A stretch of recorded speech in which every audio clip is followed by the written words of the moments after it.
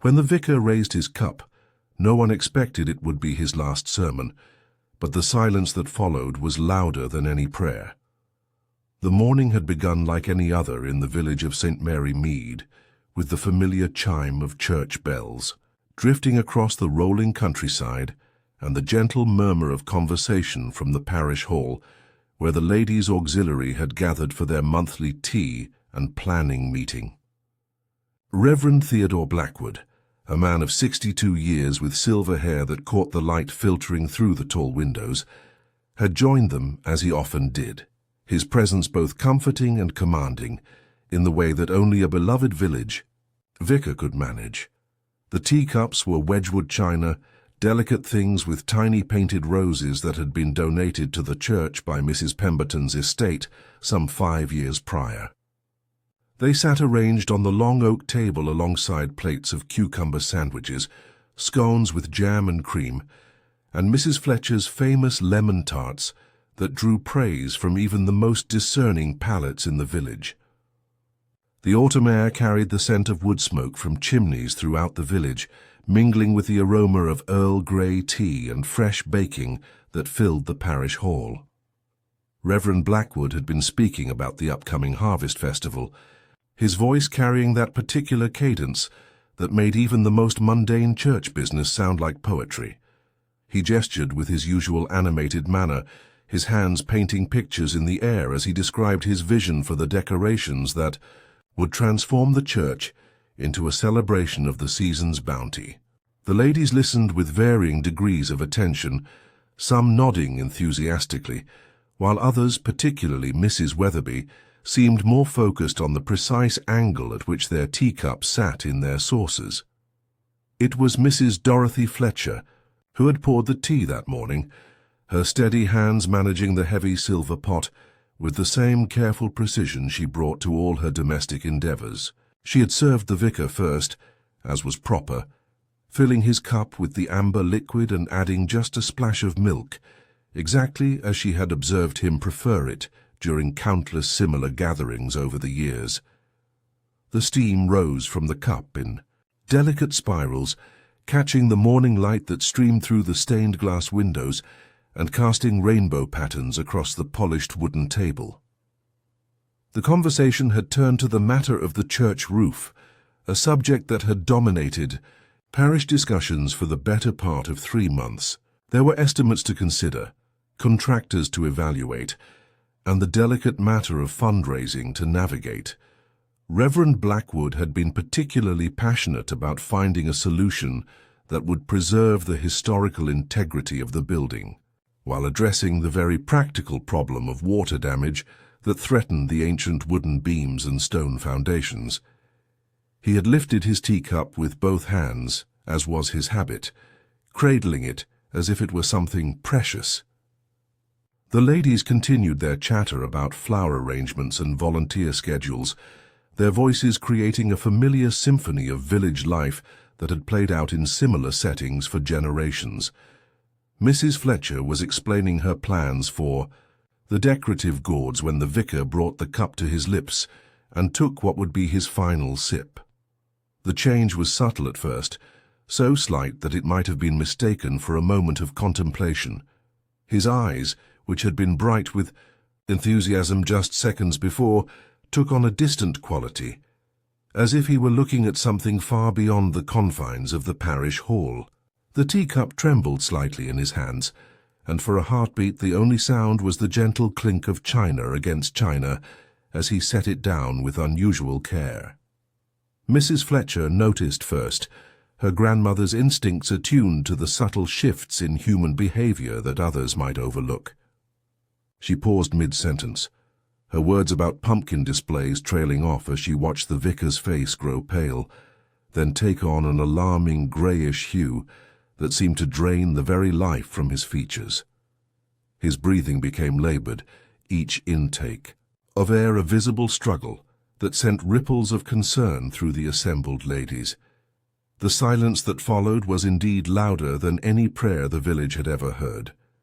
It stretched across the room like a living thing, heavy with the weight of realization that something terrible and inexplicable was happening before their eyes. Mrs. Weatherby dropped her own teacup, the crash of breaking china sharp against the stillness. Mrs. Pemberton rose from her chair so quickly that it scraped against the floor with a sound like fingernails on slate. Reverend Blackwood tried to speak, his mouth opening and closing with the desperate motions of a man drowning in air. His hands clutched at his throat, fingers working at his clerical collar as if the starched fabric had suddenly become a noose. The color drained from his lips, leaving them a pale blue that stood in stark contrast to the warm amber of the tea that had just passed between them. Mrs. Fletcher, whose practical nature had served the village well through births and deaths and everything in between, was the first to act. She moved toward the vicar with swift, purposeful steps, her mind already cataloguing the symptoms she was witnessing and comparing them to similar situations she had encountered during her 68 years of village life.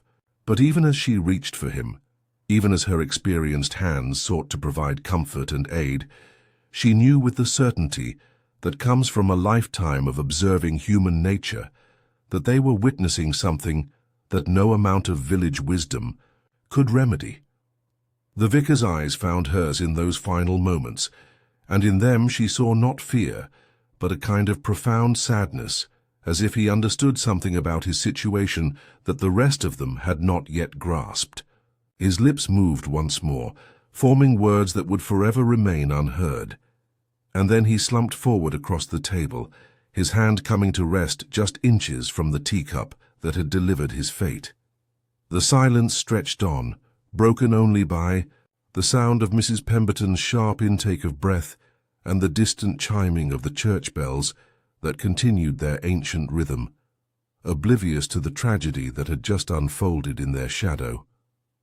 The morning light continued to stream through the stained glass windows, painting the scene in jeweled colors that seemed almost mocking in their beauty, while the scent of Earl Grey tea mingled with something else, something sharp and bitter that hadn't been there moments before. It was then that Mrs. Fletcher, her hand still trembling from her failed attempt to help, noticed the faint but distinct smell of almonds rising from the vicar's teacup, a scent that had no business being there among the familiar aromas of a church tea gathering. Her eyes, sharpened by decades of village observation, took in every detail of the scene before her, the position of the cups, the expressions on the faces of her fellow parishioners, the way the light fell across the table where death had made its sudden unwelcome appearance. And in that moment, as the reality of what they had witnessed began to settle like dust in the suddenly still air of the parish hall, Dorothy Fletcher knew with absolute certainty that they had not merely been witnesses to a sudden illness or natural passing. They had watched a murder unfold before their very eyes, disguised as nothing more threatening than a morning tea among friends, and the killer was almost certainly someone who had been sitting at that very table, sharing in the same innocent ritual of tea and conversation that had just turned deadly. The church bells continued to chime their familiar pattern, calling the faithful to prayer, but the prayers that would be offered that morning would be of a different sort entirely, and the peace of St. Mary Mead had been shattered as surely as Mrs. Weatherby's teacup lay in pieces on the parish hall floor. Miss Jane Marple had been tending to her roses when young Tom Hartwell came cycling up the lane with news of the tragedy, his face flushed from the autumn air and the urgency of his mission. She had been pruning the late-blooming varieties that graced the cottage garden behind her neat Victorian home, her practiced hands working among the thorns with the same gentle precision she brought to all her endeavors. The morning sun had been particularly kind to the garden, illuminating the last defiant blooms in shades of coral and cream that would soon surrender to winter's approach. She set down her secateurs with the deliberate care that marked all her movements, wiping her hands on the canvas apron that protected her sensible grey dress from the morning's gardening work. Tom's bicycle made that particular squeaking sound that meant his chain needed oiling again, a detail that filed itself away in the careful catalogue of observations that Miss Marple maintained without conscious effort. His breathless account of the vicar's sudden death reached her across the garden gate, in fragments punctuated by his attempts to catch his breath after his frantic ride from the village centre. "Dead, miss, just like that?" Tom gasped, his words tumbling over each other in their haste to be heard. "Right there in the parish hall, with all the ladies watching. Mrs. Fletcher sent me to tell you special, said you'd want to know straight away." Miss Marple nodded with the composure that had served her well through more than 7 decades of village life, though her pale blue eyes sharpened with interest behind her wire-rimmed spectacles. Dorothy Fletcher was not given to dramatics, and if she had sent special word, there was more to this situation than a simple case of natural causes. The two women had known each other for the better part of 40 years, long enough to develop the kind of understanding that required few words and trusted much to intuition. "Did Mrs. Fletcher mention any particular circumstances surrounding the vicar's passing?" Miss Marple asked, her voice carrying that tone of mild curiosity that those who knew her well understood to be anything but casual interest. Tom nodded, vigorously, his sandy hair falling across his forehead with the motion. "Said it was right peculiar, miss. One minute he was talking about the harvest festival, next minute he was gone. And she said to tell you there was a smell of almonds about his teacup, though she couldn't think why there should be." The mention of almonds caused Miss Marple to pause in the act of untying her apron strings, her hands stilling as her mind processed this particular detail. She had lived long enough and observed enough of human nature to know that bitter almonds and unexpected deaths made for a combination that warranted careful consideration. Her nephew Raymond, who wrote those detective stories that were so popular with young people these days, had often mentioned the significance of such things in his tales, though he seemed to think his aunt's interest in such matters was merely the morbid curiosity of an elderly spinster with too much time on her hands. "I see," she said quietly, folding her apron with neat, precise movements.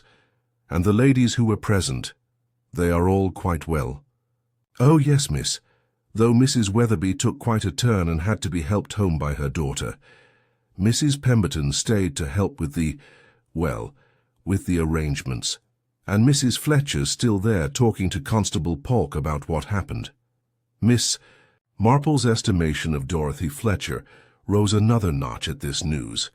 Constable Polk was a good man, honest and thorough in his way, but his understanding of village dynamics was limited by his relative newcomer status and his tendency to see things in the straightforward terms that worked well for dealing with petty thefts and the occasional public disturbance, but might prove inadequate for more complex situations.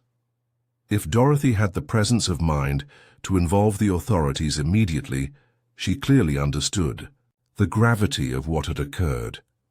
"Tom, dear," Miss Marple said, her voice taking on the gentle but firm tone that had guided countless village children through the years, "I wonder if you might do me another small favor. Could you stop by Dr. Haydock's surgery on your way back and mention to him that I would very much appreciate a word with him when he has a moment? Tell him it's regarding the unfortunate incident at the parish hall." The boy nodded eagerly, pleased to be entrusted with another important message, and cycled away with the same energetic determination that had brought him to her gate. Miss Marple watched him disappear around the bend in the lane before turning back toward her cottage, her mind already working through the implications of what she had heard. She moved through her morning routine with the same methodical precision. That marked all her daily activities, but there was a subtle urgency to her movements that spoke of a mind engaged with something more pressing than the usual domestic concerns. She changed from her gardening clothes into a navy wool dress with small pearl buttons, added her most comfortable walking shoes, and selected a handbag large enough to accommodate the various small items that she had learned through experience might prove useful during an investigation. The walk to the village centre took her past the familiar landmarks that had shaped her life for so many years. The duck pond where generations of children had sailed toy boats and fed bread crusts to the resident mallards. The row of cottages where the Grimsdale family had lived for 3 generations, each one tending the same rose gardens and painting. Their front doors the same shade of yellow that had become something of a village trademark. The morning air carried the scent of wood smoke and the faintest hint of coming rain, and she could hear the distant sound of voices from the direction of the church, suggesting that news of the tragedy was already spreading through the community, in the way that such news always did in small villages. The parish hall stood adjacent to the church proper, a Victorian addition that had been built to accommodate the various social and charitable functions that were the lifeblood of village community. As Miss Marple approached, she could see Constable Park's bicycle leaning against the stone wall that separated the churchyard from the lane, and through the tall windows she caught glimpses of movement that suggested the official investigation was already underway. She paused at the gate, her hand resting on the worn iron latch as she observed the scene with the careful attention that had become second nature to her over the years. The details that others might miss presented themselves to her practiced eye. The way the gravel had been disturbed by more foot traffic than usual, the fact that someone had left one of the windows partially open despite the autumn chill, the presence of Dr. Haydock's motorcar, parked at an angle that suggested haste rather than his usual careful precision. Dr. Haydock himself emerged from the hall as she stood there, his medical bag in hand and his expression carrying the weight of professional responsibility mixed with personal sorrow. He had known Reverend Blackwood for nearly 20 years, had attended him through various minor ailments, and had counted him as both patient and friend. The lines around his eyes seemed deeper than usual, and there was a tension in his shoulders. That spoke of difficult news delivered and harder questions still to be answered. "Jane," he said, his voice carrying a note of relief at seeing a familiar and trusted face, "I was hoping you might turn up. Tom Hartwell mentioned you'd asked to speak with me." "Indeed," Miss Marple replied, her tone carefully neutral. "I confess to some concern about poor Reverend Blackwood. Such a sudden passing and in such circumstances." Dr. Haydock glanced back toward the parish hall, then moved closer to the gate where their conversation would be less likely to be overheard. "I'm afraid it's rather more serious than a sudden passing, Jane. The preliminary examination suggests that Theodore was poisoned. Cyanide, unless I'm very much mistaken, though we'll need the official post-mortem to be certain." Miss Marple nodded, as if this confirmation merely validated her own suspicions, rather than shocking her with its implications. "And the source of the poison?" "His teacup, almost certainly. The smell was quite distinctive, though faint enough, that it might have been missed by someone not specifically looking for it. Dorothy Fletcher has quite a good nose for such things, it seems."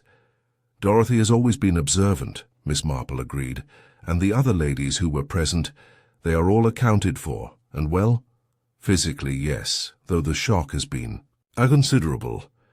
Mrs. Weatherby is at home under mild sedation, and Mrs. Pemberton is made of sterner stuff but clearly shaken. Dorothy herself seems to be holding up remarkably well, all things considered.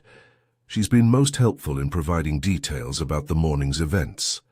Miss Marple's pale blue eyes fixed on the doctor's face with the intensity that those who knew her had learned to recognize as a sign of her deepest concentration. "And in your professional opinion, how long would such a poison take to act once ingested?" "Minutes, perhaps less. The symptoms would have begun almost immediately after he drank the tea. It's a merciful thing in its way. There would have been very little suffering, though I imagine the final moments were quite distressing for everyone present." "Yes," Miss Marple said quietly, "I'm sure they were. And the tea itself, had it been prepared in the usual manner?" Dr. Haydock's expression grew more troubled. "That's where things become particularly disturbing, Jane. Dorothy was quite specific about her routine. She prepared the tea exactly as she always did, using the same pot, the same leaves, the same procedures she's followed for years. The poison wasn't in the general supply, it was specifically in Theodore's cup. The implications of this statement hung in the air between them like morning mist, heavy with meaning and fraught with uncomfortable possibilities. If the poison had been introduced to the vicar's specific cup, rather than the general tea supply, it meant that someone had deliberately targeted him for murder, and that someone had done so with the knowledge that he would be present at the ladies' auxiliary meeting and would accept tea when it was offered. Which suggests, Miss Marple said, her voice barely above a whisper, that our poisoner was someone who knew the vicar's habits well enough to be certain he would drink the tea and who had access to his cup at the crucial moment. Precisely. And given the setting and the circumstances, that points to someone who was present in the parish hall this morning, someone who had both the opportunity and the knowledge necessary to carry out such an act. Miss Marple was quiet for a long moment, her gaze travelling from the parish hall to the church beyond, taking in the familiar scene that had been transformed by tragedy into something altogether more sinister. The peaceful village morning had become the setting for a carefully planned murder, and the killer was almost certainly someone she knew, someone who had sat among the other ladies and shared in the ritual of morning tea while harbouring deadly intentions.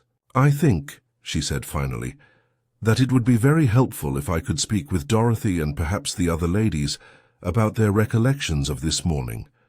Sometimes the smallest details can prove significant, and in the immediate aftermath of such a shock, important observations might be overlooked."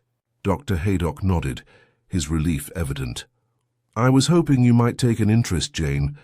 Constable Palk is doing his best, but this sort of thing is rather outside his usual experience. Inspector Slack will be arriving from Much Benham later today, but in the meantime, any insights you might have would be most welcome." Miss Marple smiled, the expression transforming her somewhat austere features into something warmer and more approachable. "Then let us go and see what Dorothy might be able to tell us about this morning's events. I have a feeling that the answer to this puzzle lies in the details that seemed too ordinary to notice at the time." As they walked toward the parish hall, together, Miss Marple's mind was already working through the various possibilities and combinations that the morning's tragedy presented. Somewhere among the familiar routines and comfortable rituals of village life, a killer had found the perfect opportunity to commit murder, and it would take all of her accumulated wisdom about human nature to uncover the truth that lay hidden beneath the surface of what appeared to be a simple case of domestic poisoning among friends. The interior of the parish hall held the lingering traces of both normalcy and tragedy, a combination that created an atmosphere unlike anything Miss Marple had previously encountered in her decades of village life.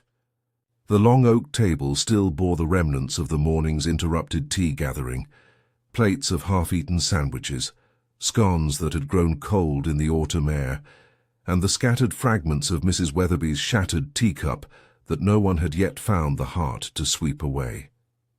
The Wedgwood china that remained intact sat in precise rows, their painted roses cheerful and incongruous in the shadow of what had transpired.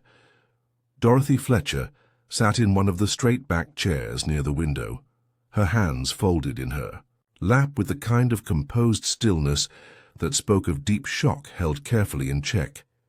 She had always been a woman of practical intelligence, the sort of person who could be relied upon to manage the details of village life with efficiency and grace, but the events of the morning had clearly tested the limits of even her considerable composure.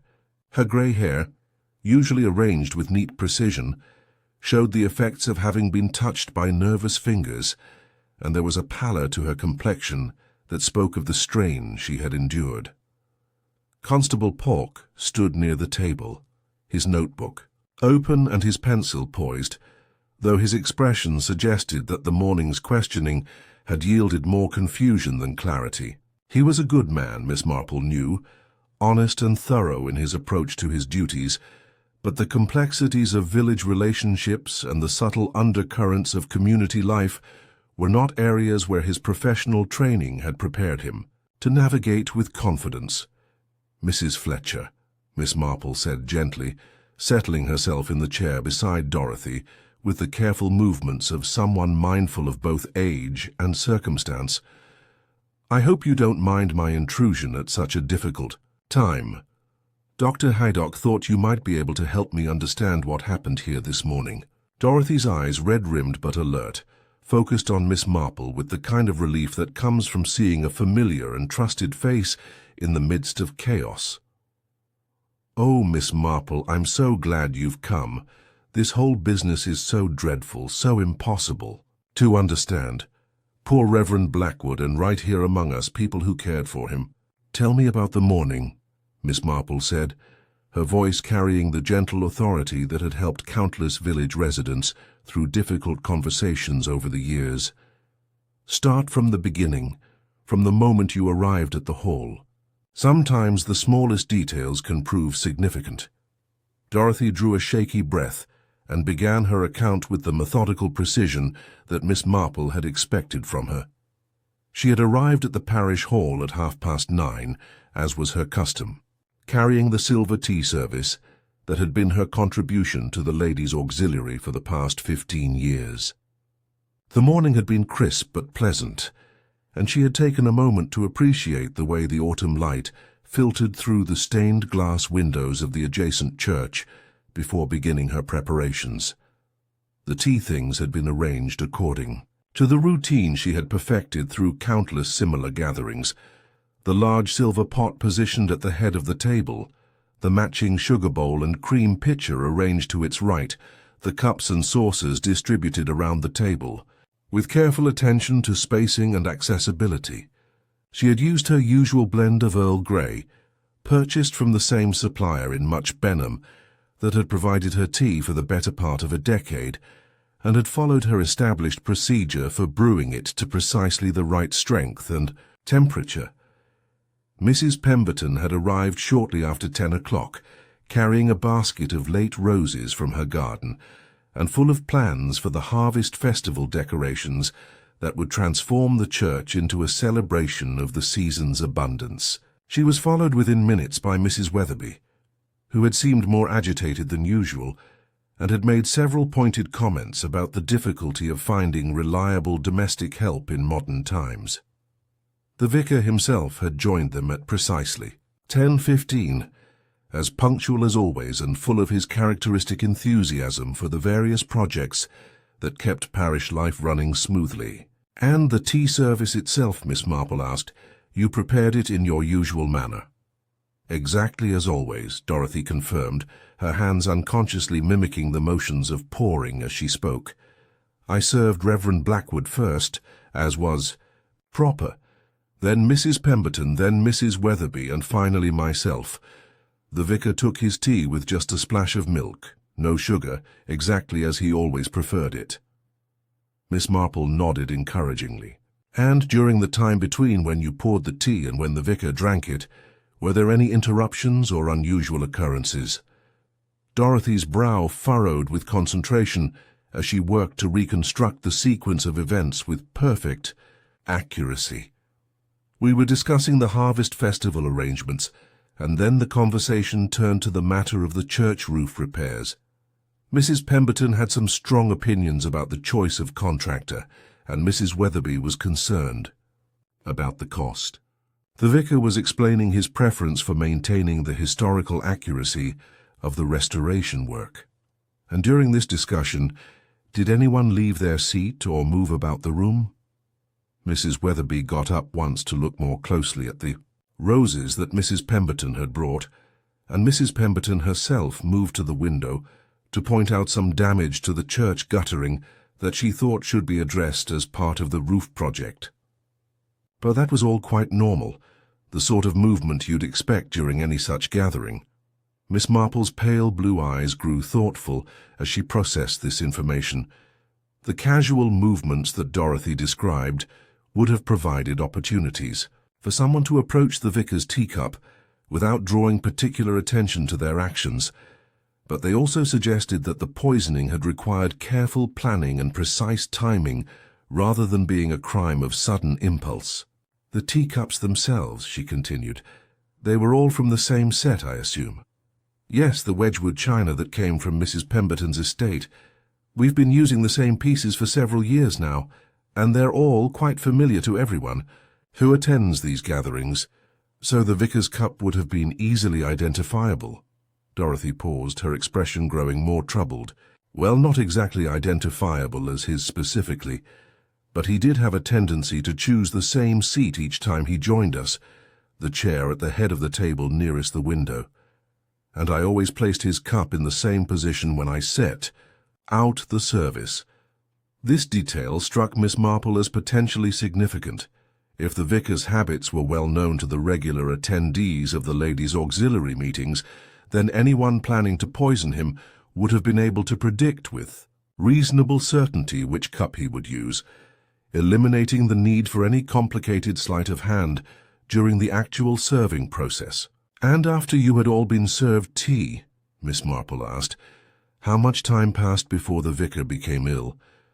"Perhaps 10 minutes, perhaps a bit less." He had been speaking quite animatedly about his ideas for the harvest decorations, using his hands to gesture as he always did when he was excited about something. Then he picked up his teacup and took a sip, and almost immediately his expression began to change. Dorothy's voice grew strained as she recounted the final moments of the vicar's life, her words coming more slowly, as she relived the horror of watching a man she had known and respected for 2 decades die before her eyes. Miss Marple listened, with the patient attention that the account deserved, filing away each detail in the careful mental catalogue she maintained for situations that required her particular sort of analysis. "The smell of almonds," she said when Dorothy had finished. Her account, "When did you first notice it?" "Not until after he had collapsed, when I moved closer to try to help him. It was very faint, barely detectable, but quite distinct once you became aware of it." Dr. Haydock confirmed that it was significant. Miss Marple sat quietly for several moments, her gaze moving slowly around the parish hall as she absorbed the scene and integrated Dorothy's account with her own observations. The arrangement of the furniture, the positioning of the windows, the sight lines between various parts of the room, all became part of the complex puzzle she was assembling in her mind. "Dorothy," she said finally, "I wonder if you might help me understand something about the relationships between the people who were here this morning. Were there any tensions or disagreements among the group? Anything that might have seemed insignificant at the time, but could prove relevant now?" Dorothy's discomfort was evident as she considered this question. Village life was built upon a foundation of discretion and diplomatic silence about the inevitable personality conflicts and minor scandals that arose in any small community, and the suggestion that one of her fellow parishioners might be capable of murder challenged every assumption she had made about the people she thought she knew. "There have been some disagreements recently," she admitted reluctantly. "Mrs. Weatherby has been quite critical of some of the vicar's decisions, particularly regarding the modernization of certain church practices. She felt he was moving too quickly in adapting to changing times. And Mrs. Pemberton. She and the vicar had some differences of opinion about the Memorial Garden project. She had donated a significant sum for its creation, but she wasn't entirely satisfied with his plans for its design and maintenance." Miss Marple nodded thoughtfully. These were the sorts of minor conflicts that formed the backdrop of village life, disagreements that in normal circumstances would be resolved through discussion and compromise, but that might, under the right circumstances, provide the emotional foundation for more serious actions. And were either of these ladies alone with the tea service at any point during the morning? Dorothy's expression grew more troubled as she worked through the timeline in her memory. Both of them, actually. While I was greeting the vicar and helping him with his coat, Mrs. Pemberton was arranging her flowers near the table, and Mrs. Weatherby was already seated and, well, she could have had access to any of the cups. The implications of this observation settled over the parish hall, like the autumn shadows that were beginning to lengthen outside the tall windows. Miss Marple found herself contemplating the disturbing possibility that the solution to this mystery lay not in the actions of some outside intruder or unknown enemy, but in the careful calculations of someone who had sat among friends and neighbors, while harboring the darkest of intentions. As Constable Polk continued his methodical note-taking and Dr. Haydock completed his preliminary examination of the scene, Miss Marple began to formulate the questions that would guide her investigation into the hidden depths of village life, where ordinary respectability might conceal extraordinary malice. The afternoon light was beginning to fade when Miss Marple made her way along the familiar path that led to Pemberton House, the substantial Victorian residence that had been home to 3 generations of the village's most prominent family. The house sat well back from the main road, surrounded by mature gardens that had been designed to provide both beauty and privacy for their occupants, and approached by a curved drive lined with ancient oak trees that created a natural canopy. Overhead, Mrs. Pemberton had inherited the property from her late husband's family, along with the considerable wealth that had sustained its upkeep and the social position that made her one of the most influential figures in village life. She was a woman of strong opinions and stronger will, accustomed to having those opinions treated with the respect due to someone whose charitable contributions and community involvement had earned her a position of unquestioned authority in local affairs. The house itself reflected the prosperity and social aspirations of its original builders, with tall windows framed by intricate stonework, multiple chimneys that spoke of spacious rooms and comfortable heating, and a front entrance, impressive enough to make visitors aware of their host's standing in the community. The gardens were maintained with the kind of meticulous attention to detail that required both considerable expense and genuine expertise, and even in the declining light of the autumn afternoon, Miss Marple could see evidence of the care that went into preserving their beauty. Mrs. Pemberton answered the door herself, a departure from the usual protocol that suggested her household staff had been dismissed for the day, perhaps to spare them from the inevitable questions and speculation that would follow news of the morning's tragedy. She was a handsome woman in her early 60s, with the kind of bearing that spoke of generations of social confidence and the resources necessary to maintain it.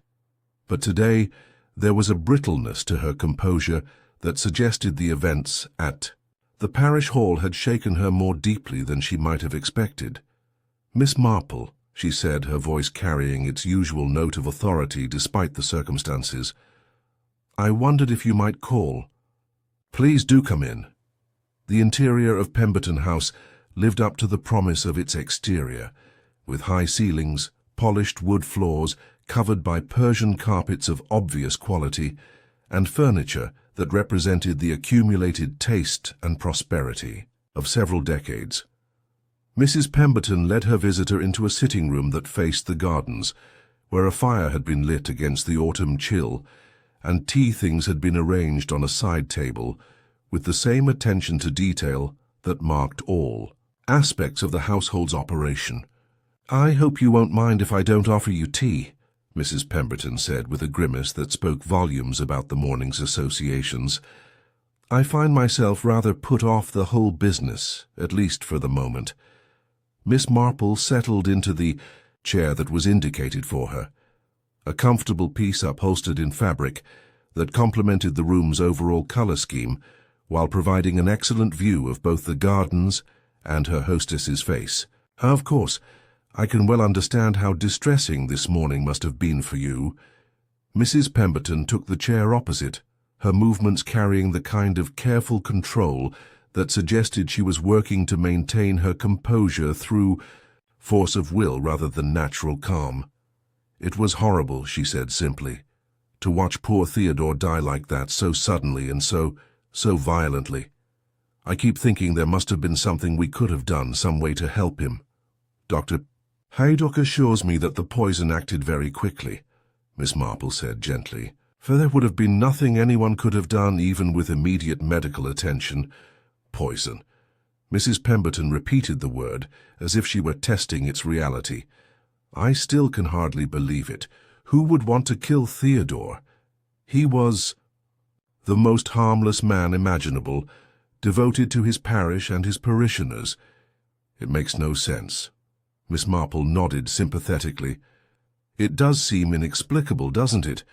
Yet someone clearly felt strongly enough about something to take such drastic action. I wonder if you might help me understand the dynamics of this morning's gathering. Sometimes an outside perspective can shed light on details that those more directly involved might overlook. Mrs. Pemberton was quiet for several moments, her gaze fixed on the gardens beyond the window, where the last roses of the season were beginning to surrender their blooms to the approaching winter. When she spoke, her voice carried a note of reluctance, as if she were being forced to acknowledge uncomfortable truths that she would have preferred to keep private. "There have been tensions recently," she admitted. "Nothing dramatic, you understand, just the sort of minor disagreements that arise in any community when people have strong feelings about important matters. The Memorial Garden project, I understand." Mrs. Pemberton's expression tightened slightly. "Among other things, I had offered to fund the creation of a proper memorial garden behind the church, something that would honor the memory of all the parishioners who have passed away over the years. It seemed like a fitting way to contribute to the community while creating something beautiful and meaningful. But there were disagreements about the implementation. Theodore had his own ideas about how such a project should be managed.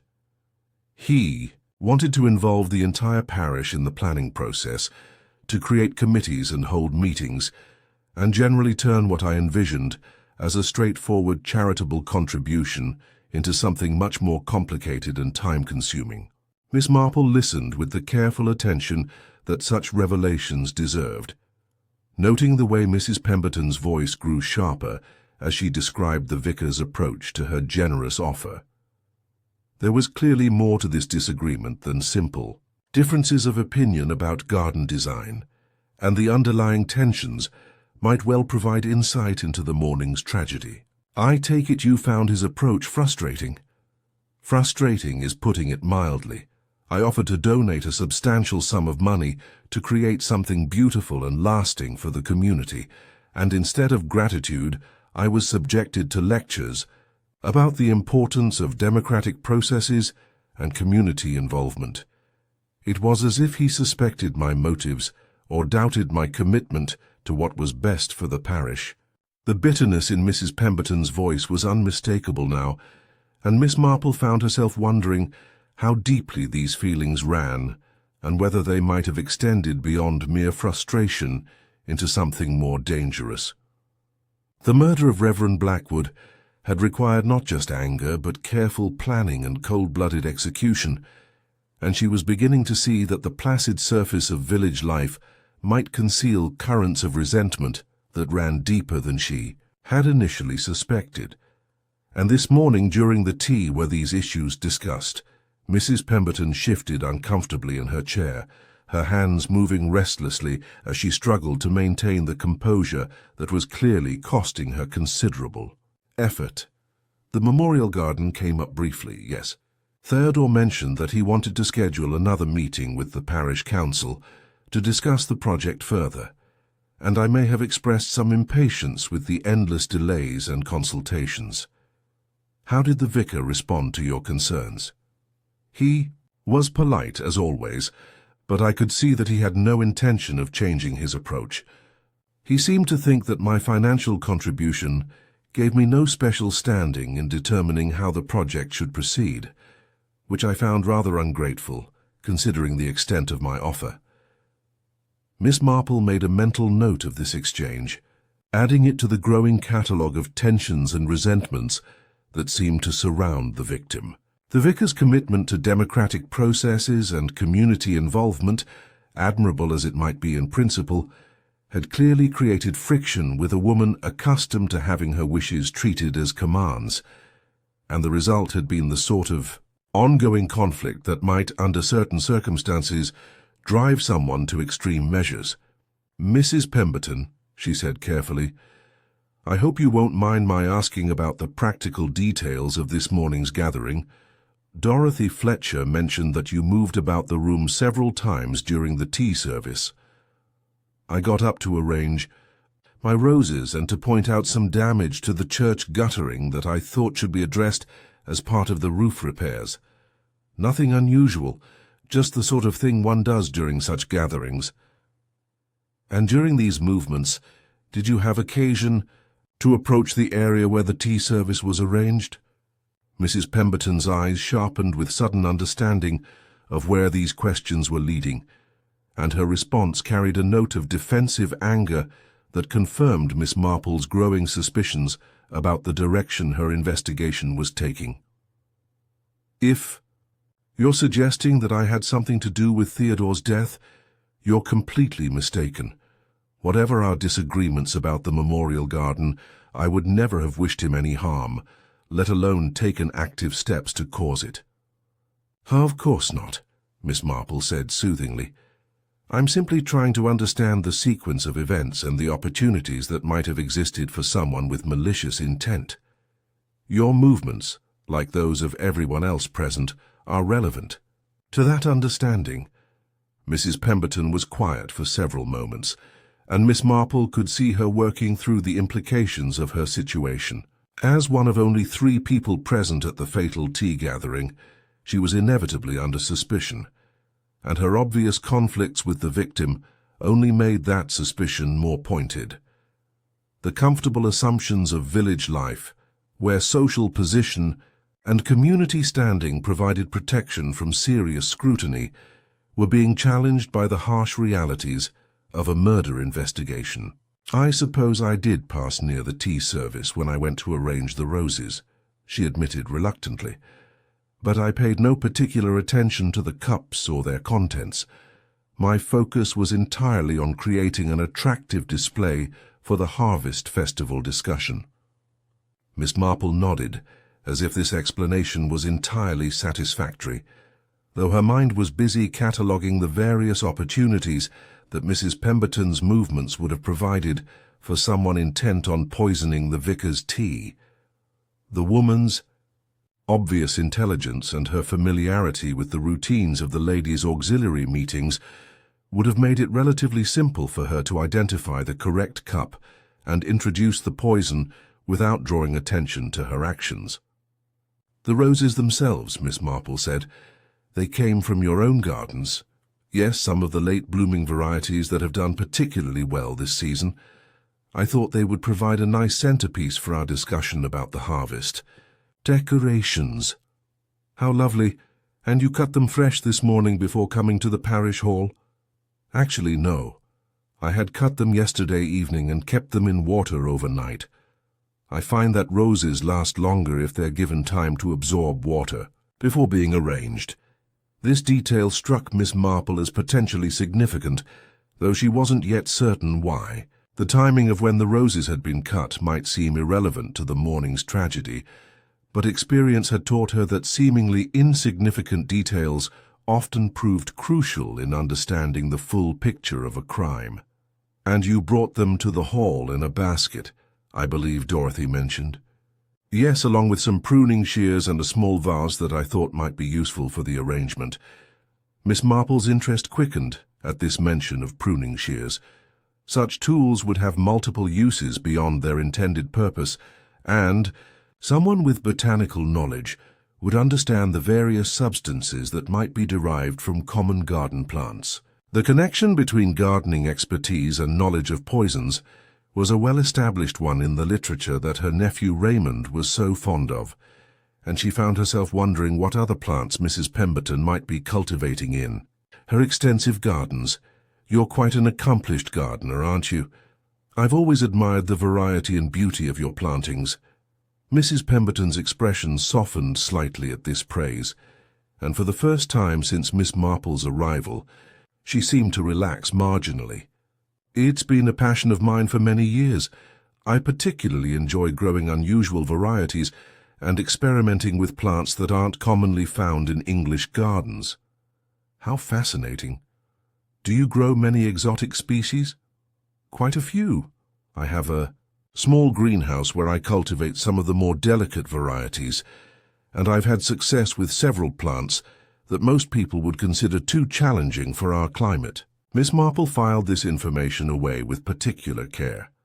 Access to exotic plants, combined with the knowledge necessary to cultivate them successfully, suggested a level of botanical expertise that might well extend to understanding which species contained dangerous alkaloids or other toxic substances.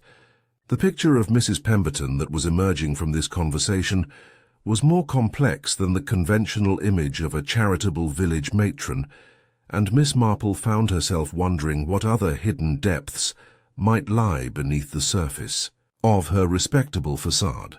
The conversation continued for another half-hour, covering the various social and practical details of village life, but Miss Marple's attention remained focused on the subtle inconsistencies and revealing details that might provide insight into the morning's tragedy. When she finally took her leave, she carried with her a much clearer understanding of the tensions that had surrounded Reverend Blackwood in his final weeks, and a growing suspicion that the solution to his murder lay not in some external threat, but in the carefully concealed resentments of someone who had sat beside him at the morning tea and watched him die. The walk back to her cottage took her through the heart of the village, past the shops and houses where the ordinary business of daily life continued, despite the shadow that had fallen over the community. The news of the vicar's death had spread with the inevitable speed of village gossip, and she could see clusters of people gathered in quiet conversation, their voices carrying the mixture of shock and speculation that always followed such unexpected tragedy. As she turned into her own garden gate, Miss Marple found herself thinking about the complexities of human nature and the way that seemingly civilized people could harbor the darkest impulses beneath their respectable exteriors.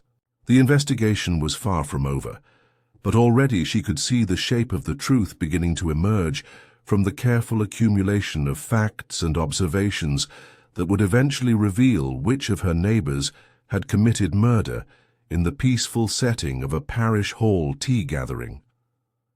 The evening air carried the scent of wood smoke and dying leaves, and somewhere in the distance she could hear the sound of church bells marking the hour with their ancient rhythm.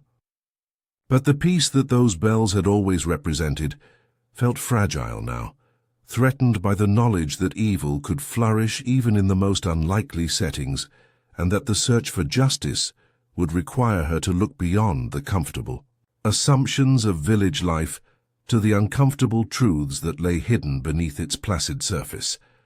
Miss Marple spent the evening in her sitting room with a cup of cocoa and her knitting, the familiar rhythm of the needles providing a soothing counterpoint to the disturbing thoughts that occupied her mind. The events of the day had presented her with a puzzle that was both more complex and more personal than any she had previously encountered, involving as it did people she had known for decades and trusted as pillars of the community. The fire crackled quietly in the grate, casting shifting shadows across the comfortable furnishings that reflected a lifetime of careful choices and modest prosperity. On the mantelpiece, photographs of various nieces and nephews bore witness to the family connections that had enriched her solitary life, while the bookshelves that lined the walls held the accumulated wisdom of years of reading and reflection. It was in this familiar setting that she did her best thinking, away from the distractions and social expectations that could complicate the careful analysis that complex problems required. The facts, as she understood them, were relatively straightforward. Reverend Blackwood had been poisoned with cyanide that had been introduced into his teacup during the ladies' auxiliary tea gathering, and the poison had been administered by someone who was present in the parish hall that morning. The victim had been a man with no obvious enemies, though her conversations had revealed some underlying tensions related to his approach to parish governance and his handling of various community projects. 3 women had been present when the crime occurred, and all 3 had possessed both the opportunity and the means to introduce poison into the vicar's tea. Dorothy Fletcher's account had established that both Mrs. Pemberton and Mrs. Weatherby had moved about the room during the crucial period when the poison could have been administered, and both women had expressed frustrations with the victims, policies and decisions, but opportunity and means, while necessary elements of any crime, were not sufficient to identify the perpetrator. What was needed was motive, and not just the sort of minor irritations and disagreements that inevitably arose in village life, but something strong enough to drive an otherwise respectable person to commit murder. Miss Marple had lived long enough to know that such motives were often hidden beneath layers of social propriety and carefully maintained facades, and that uncovering them required patience, observation, and a deep understanding of human nature. Her interview with Mrs. Pemberton had revealed a woman struggling with anger and frustration over the vicar's refusal to accept her vision for the Memorial Garden project. But was such disappointment sufficient motive for murder? The financial aspect of the disagreement was significant. Mrs. Pemberton had offered to donate a substantial sum, only to find her conditions and expectations rejected in favor of a more democratic approach that diminished her control over the project. For someone accustomed to having her wishes treated as commands, such rejection might indeed prove intolerable. But there were other possibilities to consider. Mrs. Weatherby's criticisms of the vicar's modernization efforts suggested a different sort of conflict, one rooted in theological and traditional concerns rather than issues of personal control. And Dorothy Fletcher herself, despite her apparent shock and cooperation with the investigation, had possessed the best opportunity of all to introduce poison into the tea service, along with intimate knowledge of everyone's preferences and habits. Miss Marple set down her knitting and moved to the window, where the darkness beyond the glass reflected the lamplight from within and created the effect of looking into a mirror rather than out at the night landscape. The image that looked back at her was that of an elderly woman whose gentle appearance and modest circumstances might lead others to underestimate her intelligence and insight, an assumption that had proved useful in previous situations requiring delicate investigation. The sound of footsteps on the gravel path leading to her front door interrupted her contemplation, and she glanced at the mantel clock to see that it was nearly 9 o'clock, rather late for casual social calls in a village, where most residents kept early hours. The knock that followed was soft but urgent, and when she opened the door she found Dorothy Fletcher standing on her doorstep, her face pale in the light from the hall lamp, and her usual composure clearly strained. "Dorothy, my dear, what brings you out so late? Please do come in." Dorothy entered with the hesitant movements of someone who was not entirely certain of her welcome, despite the warmth of Miss Marple's greeting. She remained standing in the hallway, her hands clasped tightly before her, and her eyes showing the strain of the day's events. "I hope you'll forgive the intrusion, Miss Marple, but I couldn't rest without speaking to you about something that's been troubling me since this afternoon. Something I didn't mention when you were asking about this morning's events." Miss Marple gestured toward the sitting room, where the warmth of the fire and the comfortable furniture might help put her visitor at ease. "Of course, Dorothy. Would you care for some tea or perhaps something stronger?" "Nothing, thank you. I'm afraid I won't be staying long." Dorothy perched on the edge of the sofa, her posture rigid with tension. "It's about Mrs. Weatherby. There's something about her behavior this morning that I didn't think to mention earlier, but it's been nagging at me all day." Miss Marple settled into her usual chair, her expression encouraging but not pressing. She had learned through experience that people often revealed more when they were allowed to tell their stories in their own way and at their own pace, and Dorothy clearly had something specific she needed to communicate. "She seemed different this morning," Dorothy continued, "more agitated than usual, and there was something about the way she kept looking at the vicar while he was speaking. It wasn't just disapproval. We're all used to that from her when she disagrees with something. It was something more intense, almost hateful, This observation aligned with Miss Marple's growing understanding of the tensions that had surrounded the victim, but she sensed that Dorothy had more to reveal. Did she say anything specific that struck you as unusual? Not during the meeting itself, but earlier, when she first arrived. She made a comment about how some people needed to be taught lessons they wouldn't forget, and when I asked what she meant, she just smiled in a way that made me quite uncomfortable. Miss Marple's interest quickened. Comments about teaching lessons could be dismissed as mere rhetoric in most circumstances, but in the context of a deliberate poisoning, they took on a much more sinister significance. And you're certain she was referring to the vicar? I can't be certain, but the timing and the look she gave him when she said it, well, it seemed clear enough to me. Dorothy was quiet for several moments, and Miss Marple could see her struggling with the implications of what she was revealing. In a small village, accusations and suspicions carried enormous weight, and the decision to share such observations with someone investigating a murder was not one that could be made lightly. "There's something else," Dorothy said finally. "After the vicar collapsed and we were all in such shock, I noticed that Mrs. Weatherby seemed, well, not exactly pleased, but less surprised than the rest of us, almost as if she had been expecting something to happen." This detail struck Miss Marple as particularly significant.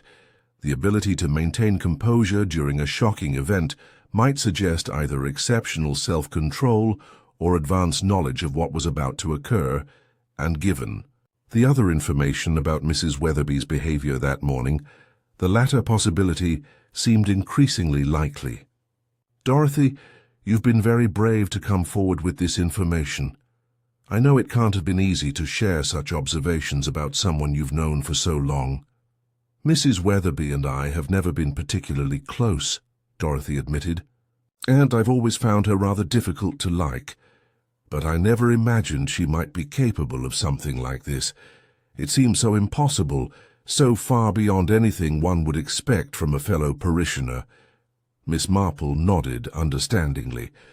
The transformation of familiar neighbors into potential murderers was one of the most disturbing aspects of criminal investigation, challenging every assumption about the people who made up the fabric of community life. "Tell me about Mrs. Weatherby's specific disagreements with the vicar. You mentioned that she opposed his modernization efforts.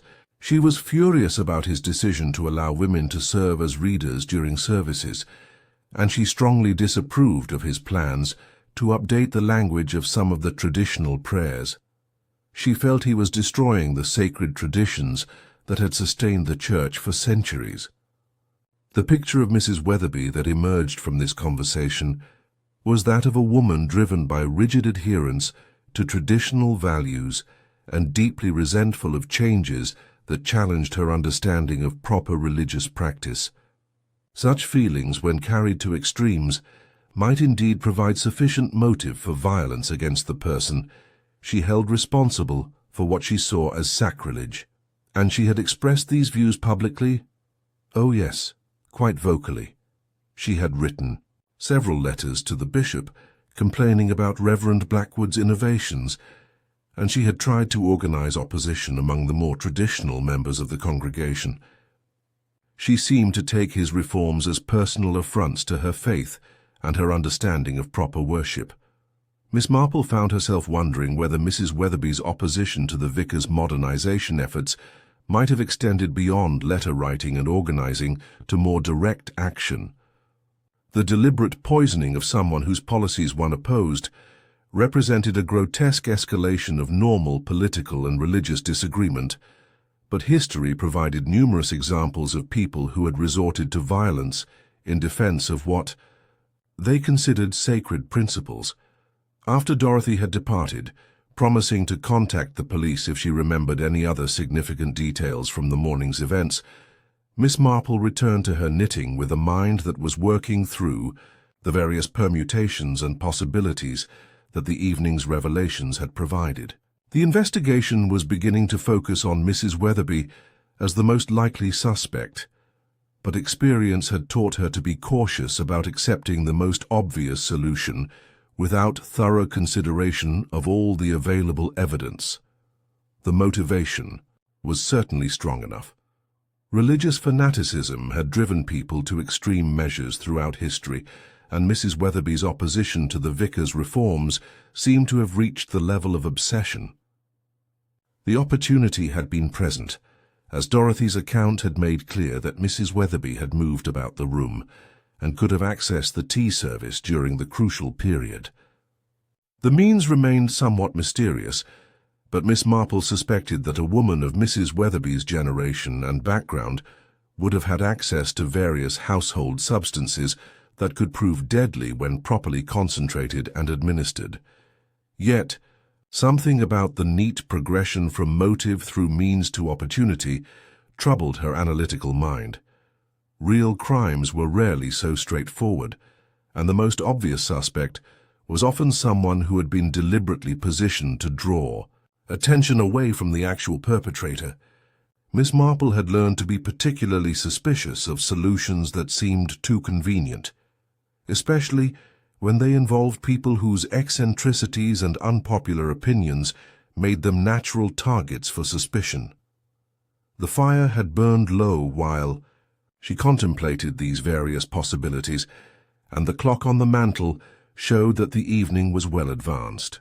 But sleep seemed unlikely to come easily, with so many questions still unresolved, and the knowledge that a murderer remained free in the village, perhaps already planning to deflect suspicion onto more convenient targets. As she prepared for bed, Miss Marple found herself thinking about the nature of evil, and the way it could flourish even in the most unlikely settings.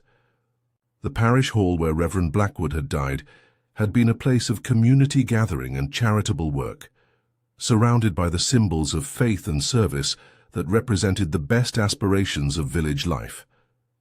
Yet it had also been the setting for a carefully planned murder, carried out by someone who had sat among friends and neighbors while harboring the darkest of intentions.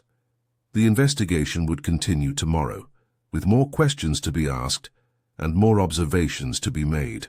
But already she could feel the familiar tightening of focus that came when a complex puzzle began to reveal its underlying logic, and she was confident that patience and careful analysis would eventually expose the truth that lay hidden beneath the surface of this most disturbing crime. The morning brought grey skies and a persistent drizzle that seemed to reflect the somber mood that had settled over St. Mary Mead in the wake of the previous day's tragedy.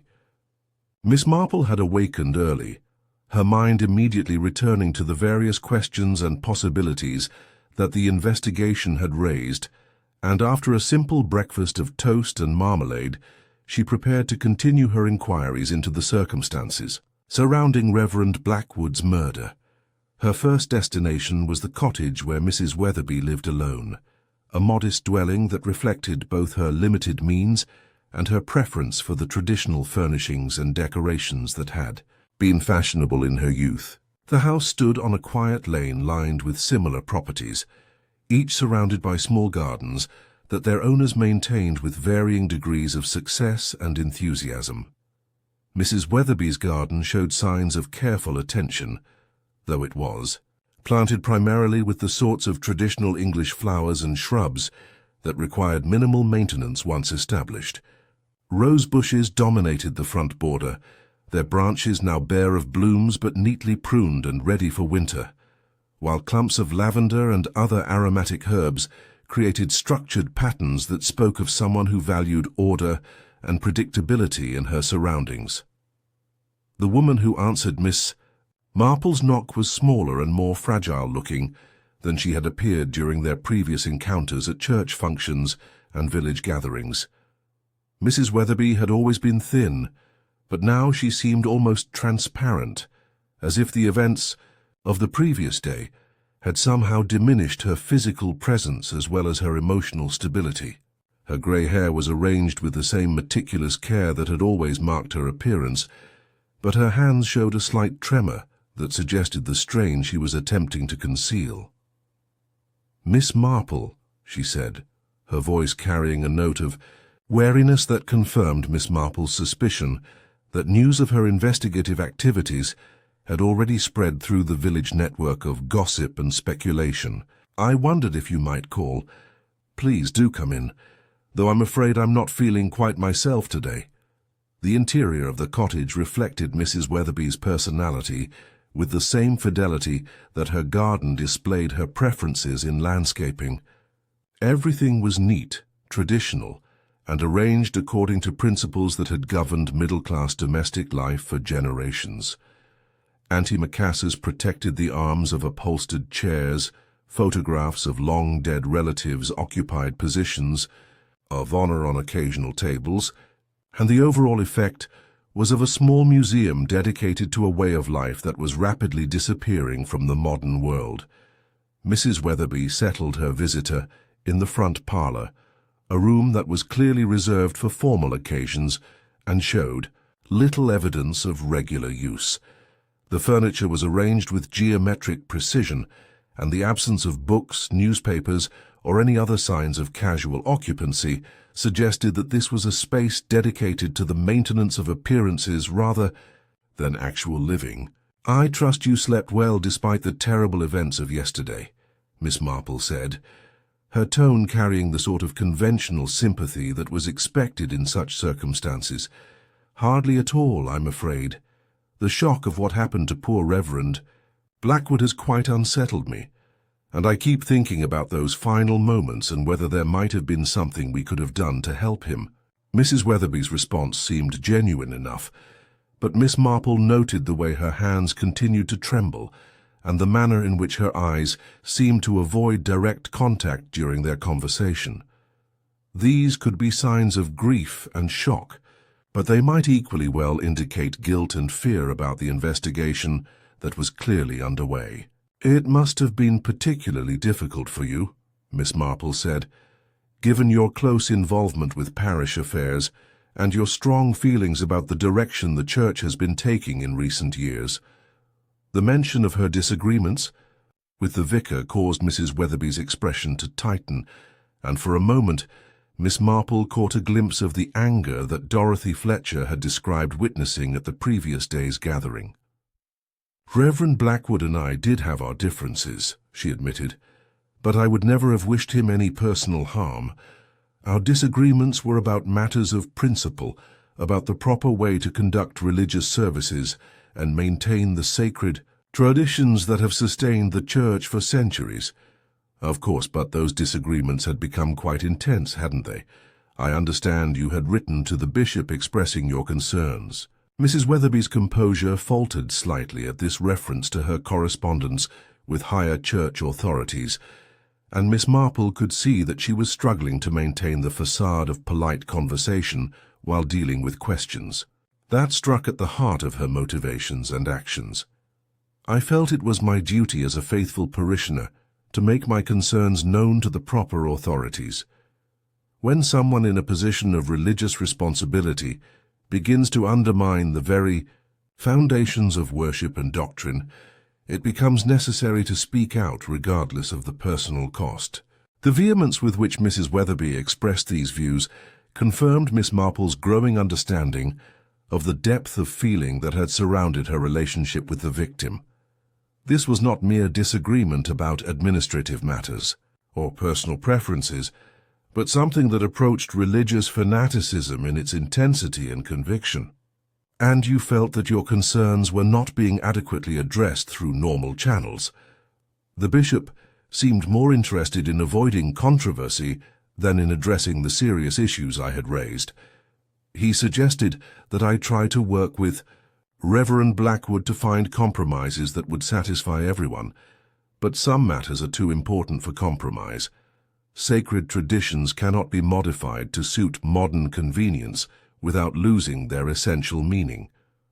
Miss Marple nodded as if she found this reasoning entirely reasonable, though her mind was cataloguing the progression from frustration through official complaint to the sort of desperate action that might drive someone to commit murder. Mrs. Weatherby had clearly reached a point where she felt that normal methods of opposition were inadequate to address what she saw as a crisis of faith and practice. I imagine yesterday morning's discussion touched on some of these issues. The vicar mentioned his plans for further changes to the service, including the possibility of introducing modern hymns and contemporary language into parts of the liturgy that have remained unchanged for centuries. It was deeply distressing to hear such things discussed so casually, as if they were mere matters of administrative convenience, rather than questions that go to the very heart of religious faith. The emotion in Mrs. Weatherby's voice as she recounted this conversation was unmistakable, and Miss Marple found herself wondering whether the poisoning of Reverend Blackwood might have been triggered by something specific that was said during the tea gathering rather than being the result of long-term planning and preparation. "How did you respond to his proposals?" "I told him that I found them deeply inappropriate and that I would continue to oppose any further erosion of traditional worship practices. He seemed amused by my concerns, which I found particularly insulting given the seriousness of the issues we were discussing." This detail struck Miss Marple as potentially significant. If the vicar had indeed shown amusement at Mrs. Weatherby's objections, it might have provided the final provocation that pushed her from angry opposition to deadly action. The murder weapon had been readily available in the form of whatever poison had been introduced into the tea, and the opportunity had presented itself when she moved about the room during the gathering. "Mrs. Weatherby," Miss Marple said carefully, "I hope you won't mind my asking about your movements during yesterday morning's tea service. I'm trying to understand the sequence of events and the opportunities that might have existed for someone with malicious intent." The direct nature of this question caused Mrs. Weatherby to stiffen visibly, and Miss Marple could see her working through the implications of what was being asked. The facade of polite conversation was giving way to something more confrontational, and the atmosphere in the neat little parlour grew tense with unspoken accusations and defensive responses. I moved about the room several times, as did the other ladies present. There was nothing unusual or suspicious about my behaviour, if that's what you're suggesting. Of course not. But you did have occasion to approach the area where the tea service was arranged. I may have passed near it when I went to examine Mrs. Pemberton's roses more closely, but I paid no particular attention to the teacups or their contents. My focus was entirely on the flowers and the discussion about harvest, festival decorations. Miss Marple accepted this explanation with a nod, though she noted the way Mrs. Weatherby's hands had begun to tremble more noticeably as the questioning continued. The woman was clearly under considerable stress, whether from grief, guilt, or simply fear about the direction the investigation was taking. "I don't suppose you noticed anything unusual about the tea service itself? Any strange odours or appearances that might have suggested something was amiss?" "Nothing at all. Everything seemed perfectly normal until the vicar began to show signs of distress." The conversation continued for another 20 minutes, covering various aspects of village life and the relationships between the people who had been present at the fatal gathering. But Mrs. Weatherby's responses grew increasingly guarded as it became clear that she was being treated as a potential suspect, rather than simply a witness to tragedy. When Miss Marple finally took her leave, she carried with her a much clearer understanding of the religious fanaticism that had motivated Mrs. Weatherby's opposition to the vicar, along with a growing certainty that such motivation might indeed have been strong enough to drive her to murder.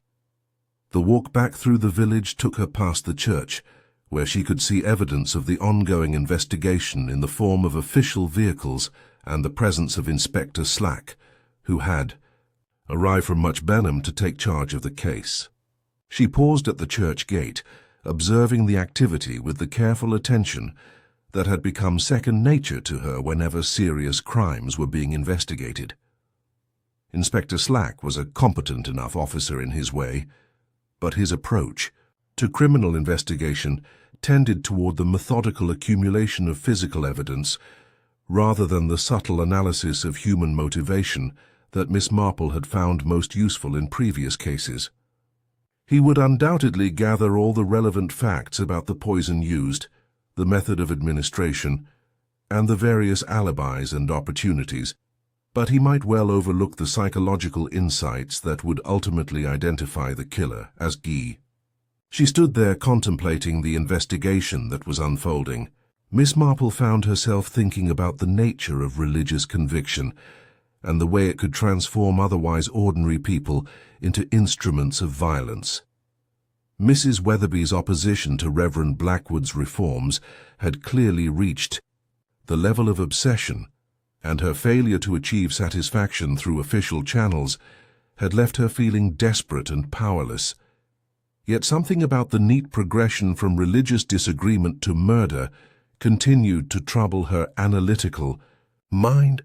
The crime required not only strong motivation, but also access to poison, knowledge of how to administer it effectively, and the cold-blooded determination to carry out a plan that would result in another person's death.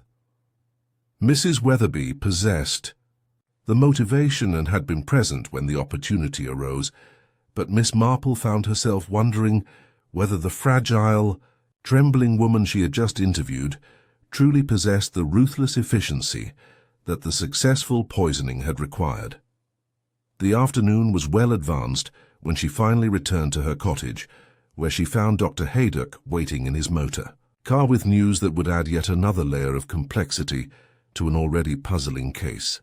"Jane," he said, approaching her with the serious expression that she had learned to associate with significant developments, "I've just received the preliminary results from the post-mortem examination. I thought you should know that the situation is rather more complicated than we initially believed." Miss Marple invited him into her sitting room, where the warmth of a freshly lit fire provided welcome relief from the grey dampness of the October afternoon. Dr. Haydock settled into his usual chair with the weary movements of someone who had spent a difficult day dealing with the administrative and medical complexities that surrounded any case of suspected murder. The poison was indeed cyanide, he began without preamble, but the concentration and delivery method suggest someone with considerable knowledge of chemistry and pharmacology.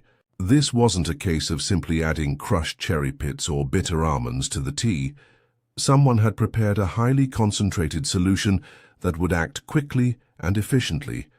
This revelation confirmed Miss Marple's growing suspicion that the murder had been carefully planned, rather than carried out in a moment of rage or desperation. The preparation of a concentrated cyanide solution required both chemical knowledge and advanced planning, suggesting that the killer had been contemplating this crime for some time before the opportunity arose. Any indication of where such a preparation might have been obtained? "That's the interesting part," Dr. Haydock said, leaning forward in his chair. "The solution appears to have been derived from plant sources rather than industrial chemicals. Someone with botanical knowledge could have extracted it from any number of common garden plants, though the concentration process would require considerable expertise." Miss Marple's mind immediately turned to the various gardens she had observed during her investigation, particularly Mrs. Pemberton's extensive plantings and her mentioned greenhouse full of exotic species. The combination of botanical knowledge, access to unusual plants, and the means to process them into concentrated poisons created a profile that seemed to point in a different direction than her morning's interview with Mrs. Weatherby had suggested. Plants that might be found in a typical English garden, or in a more specialized collection. Whoever did this knew exactly what they were doing and had access to the right materials and equipment. This wasn't the work of an amateur or someone acting on sudden impulse. As Dr. Haydock departed with promises to keep her informed of any further developments in the official investigation, Miss Marple found herself reconsidering the various suspects and their potential access to the knowledge and materials that the crime had required. The neat theory that had been developing around Mrs. Weatherby's religious fanaticism was giving way to a more complex understanding of the planning and expertise that had gone into Reverend Blackwood's murder. The evening light was beginning to fade as she settled down with her knitting, to think through the various permutations and possibilities that the day's investigations had revealed. Somewhere among the familiar routines and comfortable relationships of village life, a killer had prepared carefully for murder, and it would take all of her accumulated wisdom about human nature to uncover the truth that lay hidden beneath the surface of what had initially appeared to be a straightforward case of religious disagreement turned violent. The following morning brought Inspector Slack to Miss Marple's door, his official demeanor and carefully pressed uniform creating a stark contrast to the comfortable domesticity of her cottage sitting room. He was a man of about 50, with the sort of methodical approach to police work that had served him well in dealing with the routine crimes that made up the bulk of his professional experience. But the complexities of the current case had clearly tested the limits of his investigative expertise. "Miss Marple," he said, accepting her offer of tea with the resigned air of someone who had learned through experience that refusing hospitality from village ladies was more trouble than it was worth. "I understand you've been making some inquiries into this business with the vicar. I hope you'll share any observations that might be helpful to the official investigation." Miss Marple busied herself with the tea service, noting with mild irony that she was performing the same ritual that had provided the murder weapon in the case they were discussing. The china cups and saucers, the careful measurement of leaves, the precise timing of the brewing process, all of it had been transformed from innocent domesticity into something potentially sinister by the events of 2 days previous. "I've spoken with the ladies who were present at the gathering," she said, settling into her chair with her own cup balanced carefully in her hands. "And I confess that the situation seems more complex than it initially appeared." Inspector Slack consulted his notebook with the deliberate movements of someone who preferred to rely on written records rather than memory when dealing with important matters. "My investigation has focused primarily on Mrs. Weatherby. The evidence suggests she had both motive and opportunity, and several witnesses have confirmed that she was strongly opposed to the victim's modernization policies." "Indeed, her feelings on that subject were quite intense," Miss Marple agreed. "But I wonder if you've had occasion to consider the technical aspects of the crime. Dr. Haydock mentioned that the poison preparation showed considerable expertise." The inspector's expression grew slightly defensive, as it always did when his investigative methods were questioned, even indirectly. "We're looking into various sources where someone might have obtained information about poison preparation. There are books, of course, and these days people can find all sorts of dangerous information if they're determined enough." Miss Marple nodded thoughtfully, though her mind was working through possibilities that the inspector's conventional approach might have overlooked. "Have you had occasion to examine Mrs. Weatherby's cottage and garden? If she was indeed responsible, there might be evidence of the materials and equipment necessary for such preparation. That's being arranged for this afternoon. Though I must say, the woman seems hardly capable of the sort of sophisticated criminal planning that this case appears to involve." This observation aligned with Miss Marple's own impressions from her interview with Mrs. Weatherby, though she was careful not to express her doubts too directly. Inspector Slack was a proud man, and any suggestion that his investigation was proceeding along the wrong lines would likely be met with professional resistance rather than thoughtful reconsideration. "What about the other ladies who were present? Have you interviewed them thoroughly?" "Mrs. Fletcher has been most cooperative, though she seems genuinely shocked by the whole business. Mrs. Pemberton is another matter entirely. She's been quite indignant about being questioned in connection with a murder investigation, as if her social position should exempt her from suspicion." Miss Marple's interest quickened at this description of Mrs. Pemberton's reaction to police questioning. Indignation could certainly be a natural response to being treated as a suspect in a murder case, but it might also indicate someone who felt that her carefully constructed facade was being threatened by too close an examination, and her botanical expertise. Dr. Haydock mentioned that the poison appeared to be derived from plant sources. Inspector Slack consulted his notebook, again flipping through several pages before finding the relevant information. She's quite the gardener, apparently, has a greenhouse full of unusual plants, and takes considerable pride in growing things that others can't manage. But that hardly makes her a poisoner. Of course not, Miss Marple said mildly, though she was filing away this confirmation of her suspicions about Mrs. Pemberton's horticultural knowledge. Still, it might be worth examining her garden and greenhouse as thoroughly as you plan to search Mrs. Weatherby's property. The suggestion was met with a non-committal grunt that suggested the inspector would consider it if his primary line of investigation proved unsuccessful. Miss Marple recognized the signs of official tunnel vision, the tendency to focus on the most obvious suspect while overlooking other possibilities that might ultimately prove more significant.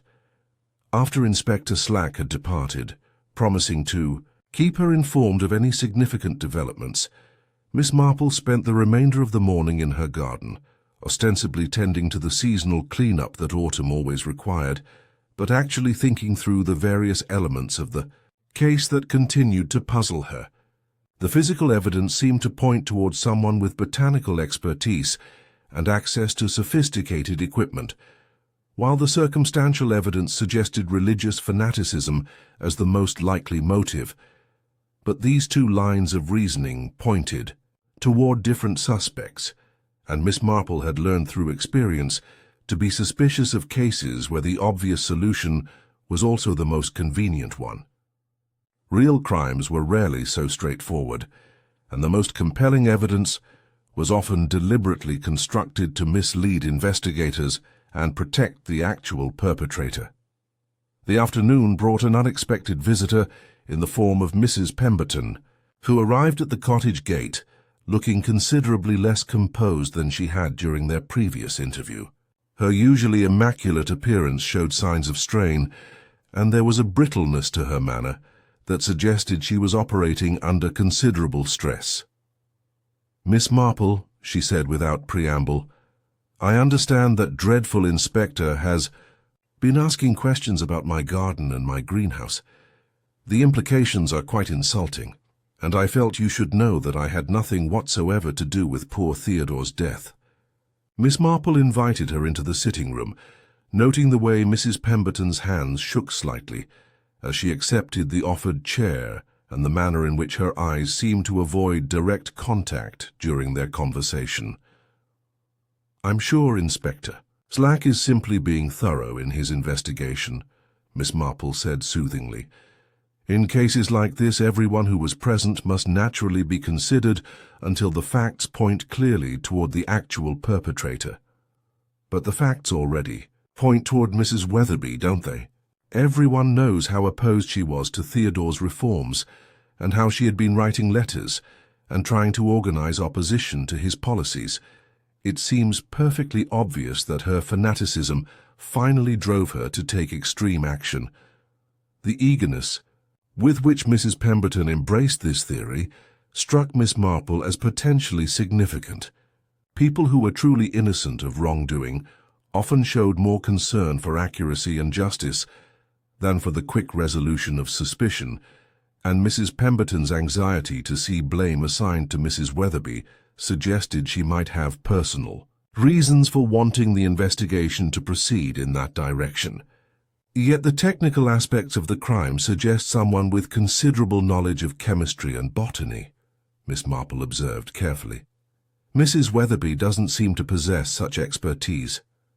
Mrs. Pemberton's composure faltered slightly at this observation, and Miss Marple caught a glimpse of something that might have been fear flickering across her well-maintained features.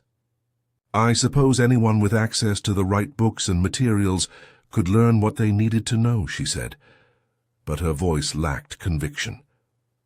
These days, there's so much information available about all sorts of dangerous subjects. Indeed, though the preparation of a concentrated plant-based poison would require not just theoretical knowledge, but also practical experience with chemical extraction and concentration techniques. It's not the sort of thing one could accomplish successfully on the first attempt. The color drained from Mrs. Pemberton's face as the implications of this statement became clear to her, and Miss Marple realized that she was watching someone who was beginning to understand her carefully constructed plan was unraveling under closer examination. "Mrs. Pemberton," Miss Marple said gently, "perhaps it would be best if you told me the truth about what happened that morning. I suspect the burden of carrying such a secret has been quite difficult for you." For several moments, the only sound in the sitting room was the ticking of the mantel clock and the distant murmur of village life continuing its ordinary course beyond the cottage walls.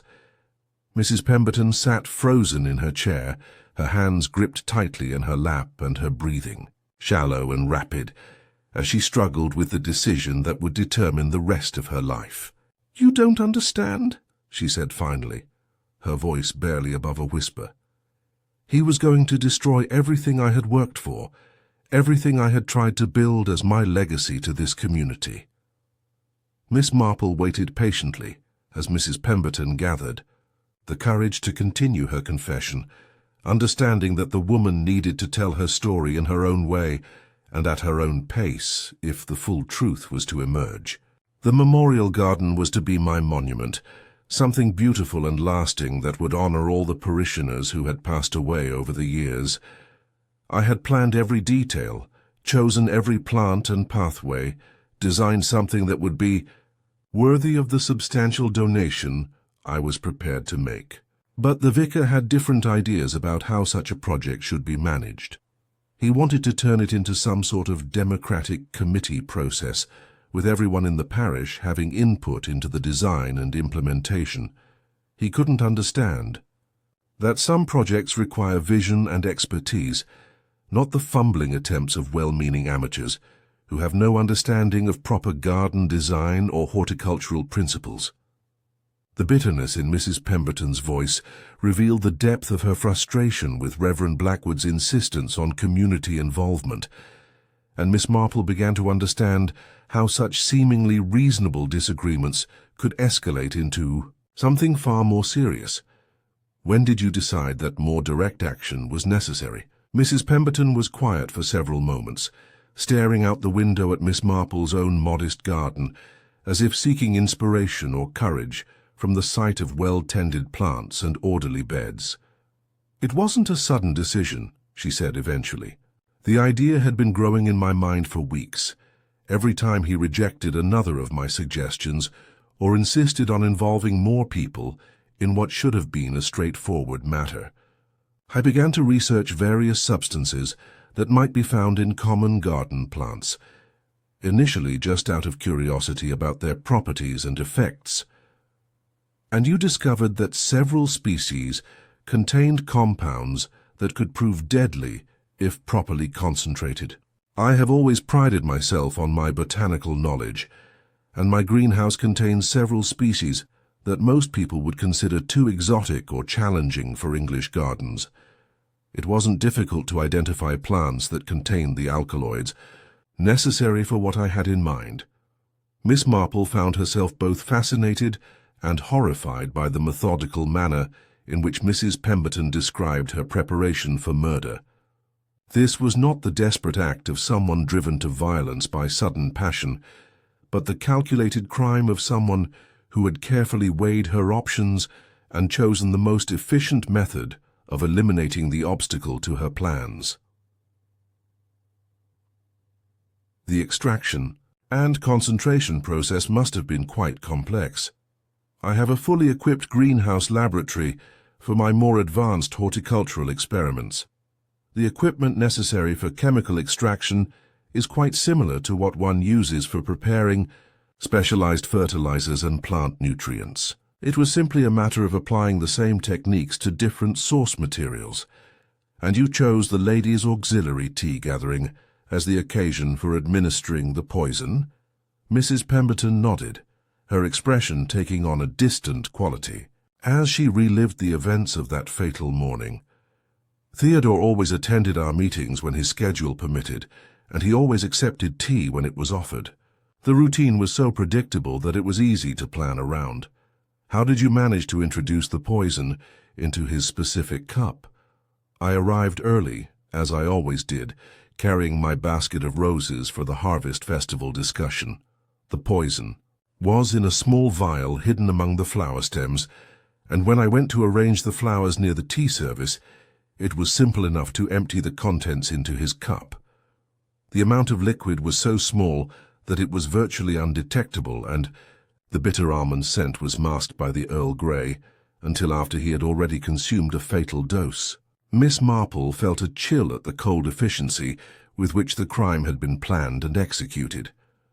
Mrs. Pemberton had used her reputation for charitable works and community involvement as the perfect cover for murder, turning the innocent ritual of morning tea among friends into the delivery system for a deadly poison. And you were prepared to let Mrs. Weatherby be blamed for your crime. For the first time during their conversation, Mrs. Pemberton showed signs of genuine remorse, her composed facade cracking to reveal something that might have been conscience struggling with self-preservation. I knew that her opposition to Theodore's reforms would make her a natural suspect, and I confess that I was prepared to allow the investigation to focus on her rather than examining other possibilities too closely. It seemed like the most practical solution to what had become an impossible situation. Miss Marple was quiet for several minutes, absorbing the full implications of what she had just heard. The woman sitting across from her had planned and executed a murder with chilling precision, then attempted to manipulate the investigation to ensure that an innocent person would be blamed for her crime. The violation of trust and community bonds that such actions represented was almost as disturbing as the murder itself. "What will you do now?" Mrs. Pemberton asked, her voice carrying a note of defeated resignation that suggested she already knew the answer to her question. "I think you know what must be done," Miss Marple said gently. "Inspector Slack must be informed of what you've told me, and you must face the consequences of your actions.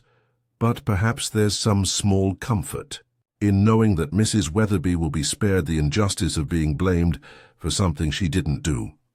Mrs. Pemberton nodded slowly, her hands still trembling, but her expression showing signs of relief that suggested the burden of carrying her secret had been almost as difficult to bear as the guilt of the crime itself. "I suppose I knew from the beginning that it couldn't remain hidden forever," she said. "I had simply hoped that the investigation would be less thorough, that the obvious suspect would be accepted without too much additional scrutiny." As Miss Marple prepared to contact Inspector Slack and arrange for Mrs. Pemberton's formal confession, she found herself reflecting on the way that seemingly civilized people could harbor such deadly intentions beneath their respectable facades. The memorial garden that had triggered this tragedy would now never be built, at least not in the form that Mrs. Pemberton had envisioned, and the community that she had claimed to serve would be left to grapple with the knowledge that one of their most prominent members had committed murder to protect her vision of charitable legacy. The afternoon light was beginning to fade as Inspector Slack arrived to take Mrs. Pemberton into custody, his professional satisfaction at solving the case tempered by obvious surprise that his primary suspect had proved to be innocent, while the actual killer had been hiding in plain sight among the village's most respectable citizens. "I must admit, Miss Marple," he said as they watched the police car disappear down the lane carrying its subdued passenger, "that I was quite convinced we had our perpetrator in Mrs. Weatherby. The religious fanaticism angle seemed so compelling, and her behavior certainly suggested someone with something to hide.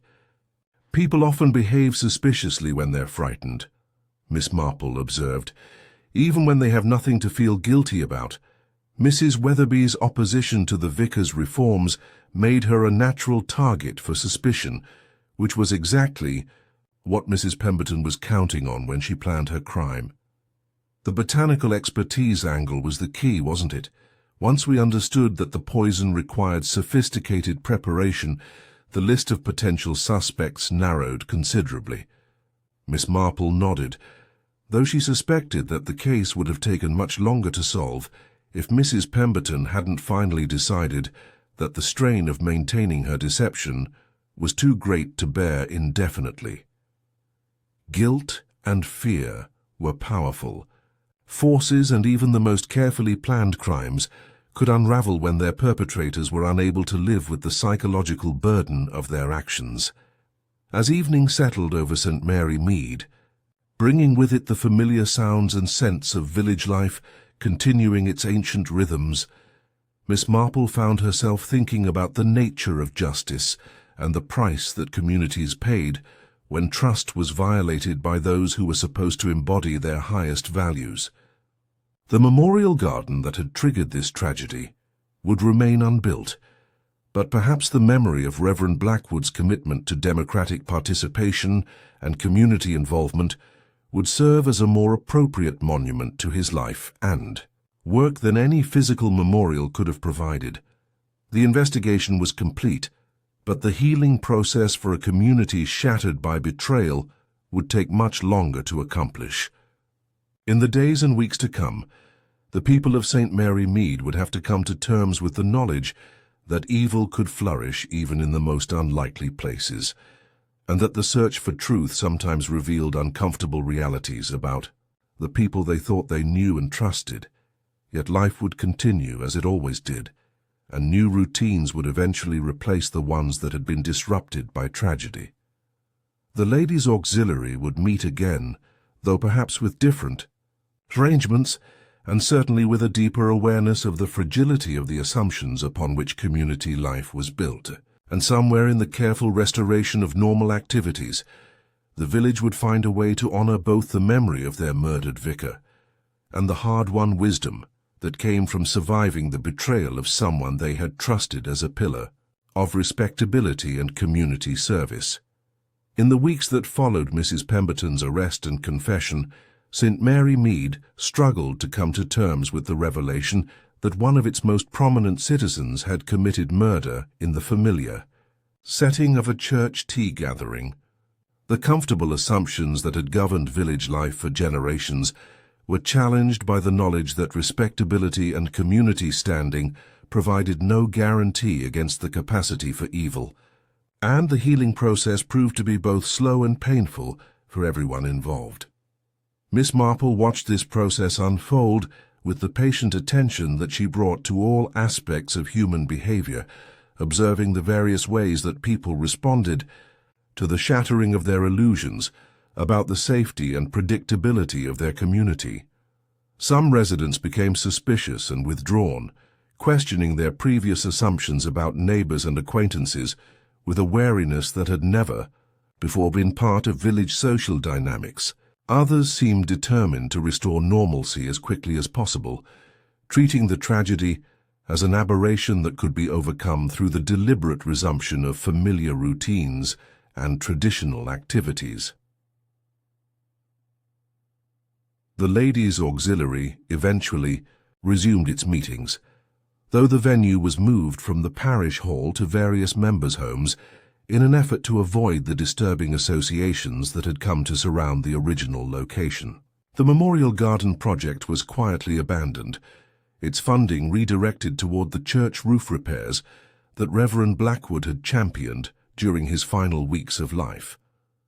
The new vicar, when one was eventually appointed, would inherit a parish that had been profoundly changed by its encounter with murder and betrayal, and would need to find ways to rebuild the trust and sense of security that had been damaged by the actions of someone who had claimed to embody the community's highest ideals. Mrs. Weatherby, whose religious fanaticism had made her the initial focus of suspicion, emerged from the investigation with her reputation somewhat rehabilitated, but her position in the community forever altered by the knowledge of how easily she had been cast in the role of potential murderer. The intensity of her opposition to church modernization remained unchanged, but she seemed to understand that her previous methods of expressing disagreement had created vulnerabilities that more skillful manipulators could exploit for their own purposes. Dorothy Fletcher continued her quiet work of maintaining the practical aspects of parish life, her steady competence providing a valuable anchor of stability during the difficult period of adjustment that followed the tragedy. Her quick thinking and careful observation during the fatal tea gathering had played a crucial role in ensuring that justice was ultimately served, and her willingness to come forward with uncomfortable truths about Mrs. Weatherby's behavior had helped prevent an innocent person from being wrongly accused of murder. The trial, when it eventually took place, provided the official closure that the legal system required, but the emotional and psychological healing that the community needed proved to be a much longer and more complex process. Mrs. Pemberton's defense attorney attempted to portray her actions as the desperate response of someone who had devoted her life to charitable works, only to see her final legacy threatened by bureaucratic obstruction. But the premeditated nature of the crime and the coldly calculating manner in which it had been carried out made such arguments largely ineffective. Miss Marple attended the trial proceedings when her testimony was required, but she found little satisfaction in watching the formal conclusion of a case that had revealed so much about the darker aspects of human nature. The neat resolution that the legal system provided seemed almost beside the point when measured against the lasting damage that had been done to the fabric of community trust and mutual respect that had taken generations to build.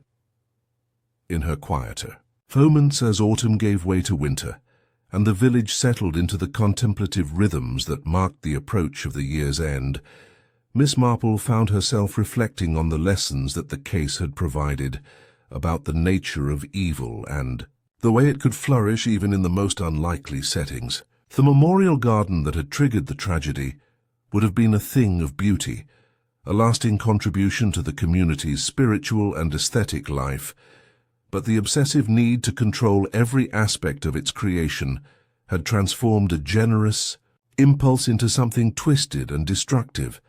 The irony was not lost on her that Mrs. Pemberton's desire to leave a lasting legacy had instead resulted in a very different sort of monument, a cautionary tale about the dangers of allowing personal pride and the need for control to override the basic moral principles that govern civilized society.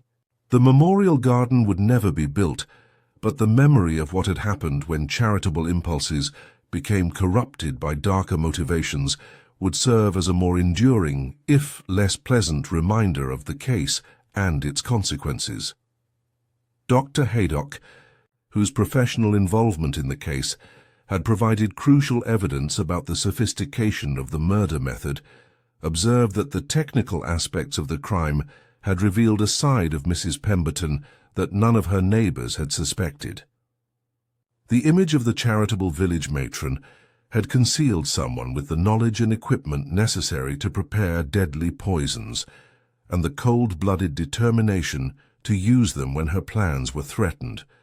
The disconnect between public persona and private capability served as a disturbing reminder that people were often far more complex and potentially dangerous than their social roles would suggest. Inspector Slack, whose initial focus on Mrs. Weatherby had nearly resulted in a serious miscarriage of justice, seemed to have learned valuable lessons about the importance of following the physical evidence rather than accepting the most convenient explanation for a crime. His methodical approach to police work had ultimately proved successful, but only after Miss Marple's more intuitive understanding of human psychology had pointed the investigation in the right direction. The collaboration between official authority and amateur insight had prevented an innocent woman from being wrongly convicted, while ensuring that the actual perpetrator faced appropriate consequences for her actions. As winter deepened, and the village settled into the quiet months that preceded the renewal of spring, Miss Marple continued her daily routines of gardening, reading, and knitting.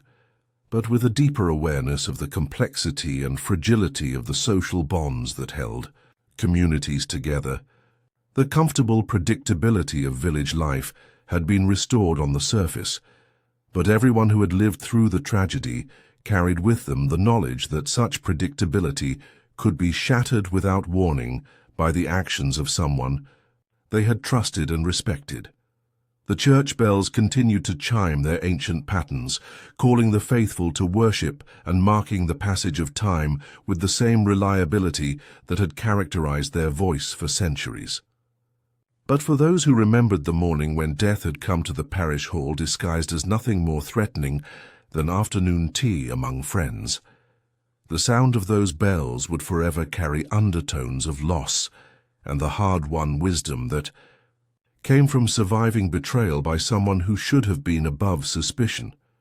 In the end, perhaps that was the most important lesson that the case had provided, that evil could indeed flourish in the most unlikely places, but that truth and justice could still prevail when ordinary people had the courage to look beyond comfortable assumptions and face uncomfortable realities. The memorial garden would remain unbuilt, but the memory of how the community had ultimately come together to expose and punish wrongdoing would serve as a different sort of monument to the values that made civilized life possible. Miss Marple's knitting needles clicked quietly in the firelight as another day drew to its close, their steady rhythm providing a counterpoint to her thoughts about human nature and the eternal struggle between good and evil that played out in settings both grand and humble. Somewhere in the village around her, life continued its ancient patterns of birth and death, joy and sorrow, hope and disappointment, but now with the added wisdom that came from understanding how quickly those patterns could be disrupted by the actions of someone who had chosen to place personal desire above moral responsibility. The poisoned teacup had been destroyed as evidence, but its memory would linger in the collective consciousness of St. Mary Mead as a reminder that vigilance was the price of maintaining the trust and security that made community life possible. And in the patient work of rebuilding that trust, day by day and relationship by relationship, perhaps the village would find a more fitting memorial to Reverend Blackwood than any garden could have provided. The living demonstration that even the deepest betrayals could be overcome through the persistent application of justice, forgiveness, and the quiet courage to continue believing in the possibility of goodness despite all evidence to the contrary. The fire crackled peacefully in the grate, casting dancing shadows across the familiar objects that filled Miss Marple's sitting room with the accumulated comfort of a lifetime of careful choices and quiet satisfactions. Outside, the village slept under a blanket of stars, its houses and gardens holding their secrets close, while the ancient rhythms of time and season continued their eternal dance. And in that peaceful scene, marked by the hard-won wisdom of recent tragedy, lay the foundation for whatever challenges and mysteries the future might bring to the seemingly quiet community of St. Mary Mead. 3 months had passed since Mrs. Pemberton's conviction for the murder of Reverend Blackwood, and the village of St. Mary Mead had begun the slow process of healing from the trauma that had shattered its comfortable assumptions about the nature of respectability and community trust. The winter months had provided a natural period of withdrawal and reflection, allowing residents to process the disturbing revelations about one of their most prominent citizens, while gradually rebuilding the social connections that made village life possible. Miss Marple had observed this healing process with the same careful attention that she brought to all aspects of human behavior, noting the various ways that different people responded to the challenge of reconstructing their understanding of community safety and mutual trust. The Ladies' Auxiliary had indeed resumed its meetings, though the dynamics of these gatherings had been permanently altered by the knowledge of what had transpired during that fatal morning tea service. The easy camaraderie that had once characterized such occasions was replaced by a more cautious politeness, as if everyone was conscious of the need to maintain certain boundaries that had previously been taken for granted.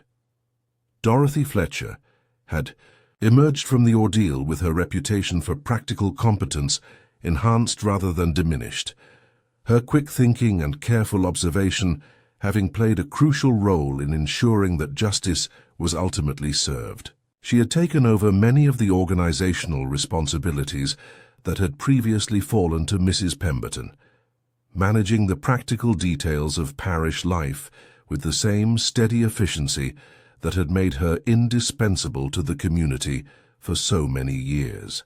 But even she showed signs of the strain that the experience had placed on her faith in human nature. Her usual cheerful confidence tempered by a wariness that suggested she would never again take the goodness of her neighbors entirely for granted. The new vicar who had been appointed to replace Reverend Blackwood was a younger man named David Hartwell, no relation to the Tom Hartwell who had first brought news of the tragedy to Miss Marple's cottage. Reverend Hartwell possessed the kind of earnest enthusiasm that came with youth and inexperience, but he also demonstrated a sensitivity to the psychological wounds that his congregation was still struggling to heal. His sermons focused on themes of forgiveness and redemption, carefully avoiding the controversial modernization issues that had created such bitter divisions during his predecessor's tenure, and his approach to parish management emphasized consensus building, rather than the more democratic but potentially divisive processes that had characterized Reverend Blackwood's leadership style. The Memorial Garden project had been officially abandoned, its proposed funding redirected toward the church roof, repairs that had been completed during the winter months with a minimum of controversy or community discussion. The site that had been designated for the garden remained unchanged, a patch of rough ground behind the church that served as a silent reminder of the tragic events that had prevented its transformation into something beautiful and meaningful. Some villagers avoided walking past this area entirely, while others seemed drawn to it, as if hoping to find some resolution or understanding in the contemplation of what might have been. Mrs. Weatherby had remained in the village despite the uncomfortable scrutiny that her initial status as the primary suspect had brought to her life and activities. Her rigid adherence to traditional religious practices continued unchanged, but she seemed to have learned important lessons about the dangers of expressing her views with the vehement intensity that had made her such an obvious target for suspicion. Her interactions with other parishioners had become more measured and diplomatic, suggesting that she understood how easily her passionate convictions could be misinterpreted by those who might have reasons for wanting to deflect attention from their own activities. The cottage where Mrs. Pemberton had lived stood empty now, its gardens gradually returning to a wild state as the exotic plants in her greenhouse succumbed to neglect and the carefully maintained beds became overgrown with weeds and volunteer species. The property had been put up for sale, but potential buyers seemed deterred by its association with murder, and local speculation suggested that it might remain vacant for some time before anyone could be found who was willing to overlook its disturbing history. Inspector Slack had returned to his duties in Much Benham with the enhanced appreciation for the value of local knowledge and amateur observation in solving complex crimes. His initial focus on the most obvious suspect had nearly resulted in a serious miscarriage of justice, and the experience had taught him important lessons about the need to follow physical evidence rather than accepting convenient explanations that might be deliberately constructed to mislead investigations. He had made a point of maintaining contact with Miss Marple, recognizing that her understanding of village dynamics and human psychology represented a valuable resource that might prove useful in future cases. Dr. Haydock continued his rounds through the village and surrounding countryside, but his experience with the technical aspects of Mrs. Pemberton's sophisticated poisoning scheme had left him with a deeper awareness of the potential dangers that could be concealed within seemingly innocent domestic settings. His medical bag now contained testing materials that could identify various toxic substances, and his approach to treating unexplained illnesses had become more systematic and suspicious than it had been during his earlier years of practice. The case had also attracted attention from beyond the immediate community, with several crime writers and journalists expressing interest in the story of how a charitable village matron had used her botanical expertise to commit murder in the familiar setting of a church tea gathering. Miss Marple had politely but firmly declined most requests for interviews, preferring to maintain the privacy that allowed her to continue her quiet observation of village life without the complications that public attention might bring. Her nephew, Raymond, had incorporated elements of the case into one of his detective novels, though he had been careful to change the setting and details sufficiently to avoid any direct connection to the real events that had inspired his fictional account. Miss Marple had read the finished work with mild amusement, noting the way that the demands of popular entertainment had led him to simplify the complex psychological motivations that had actually driven the crime while adding dramatic elements that bore little resemblance to the methodical investigation that had ultimately solved it.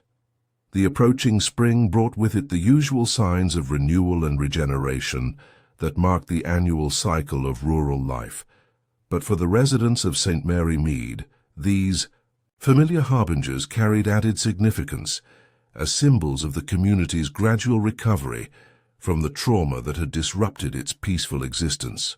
The church bells continued to mark the hours and call the faithful to worship, their ancient voice providing reassurance that some things remained constant despite the changes and challenges that life inevitably brought.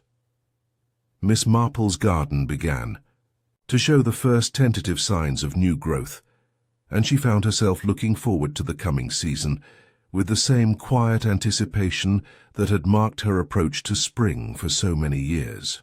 But the experience of investigating Mrs. Pemberton's carefully planned murder had left her with a deeper appreciation for the complexity of human nature and the way that seemingly civilized people could harbor the darkest impulses beneath their respectable facades. The comfortable predictability of village life had been restored on the surface, but everyone who had lived through the tragedy carried with them the knowledge that such predictability could be shattered without warning by the actions of someone they had trusted and respected. The memorial garden would remain unbuilt, but perhaps the memory of how the community had ultimately come together to expose and punish wrongdoing would serve as a different sort of monument to the values that made civilized life possible. As she sat in her familiar chair by the fireplace, her knitting needles clicking quietly in the evening light, Miss Marple reflected on the eternal struggle between good and evil that played out in settings both grand and humble. The poisoned teacup had been destroyed as evidence, but its memory would linger in the collective consciousness of St. Mary Mead as a reminder that vigilance was the price of maintaining the trust and security that made community life possible.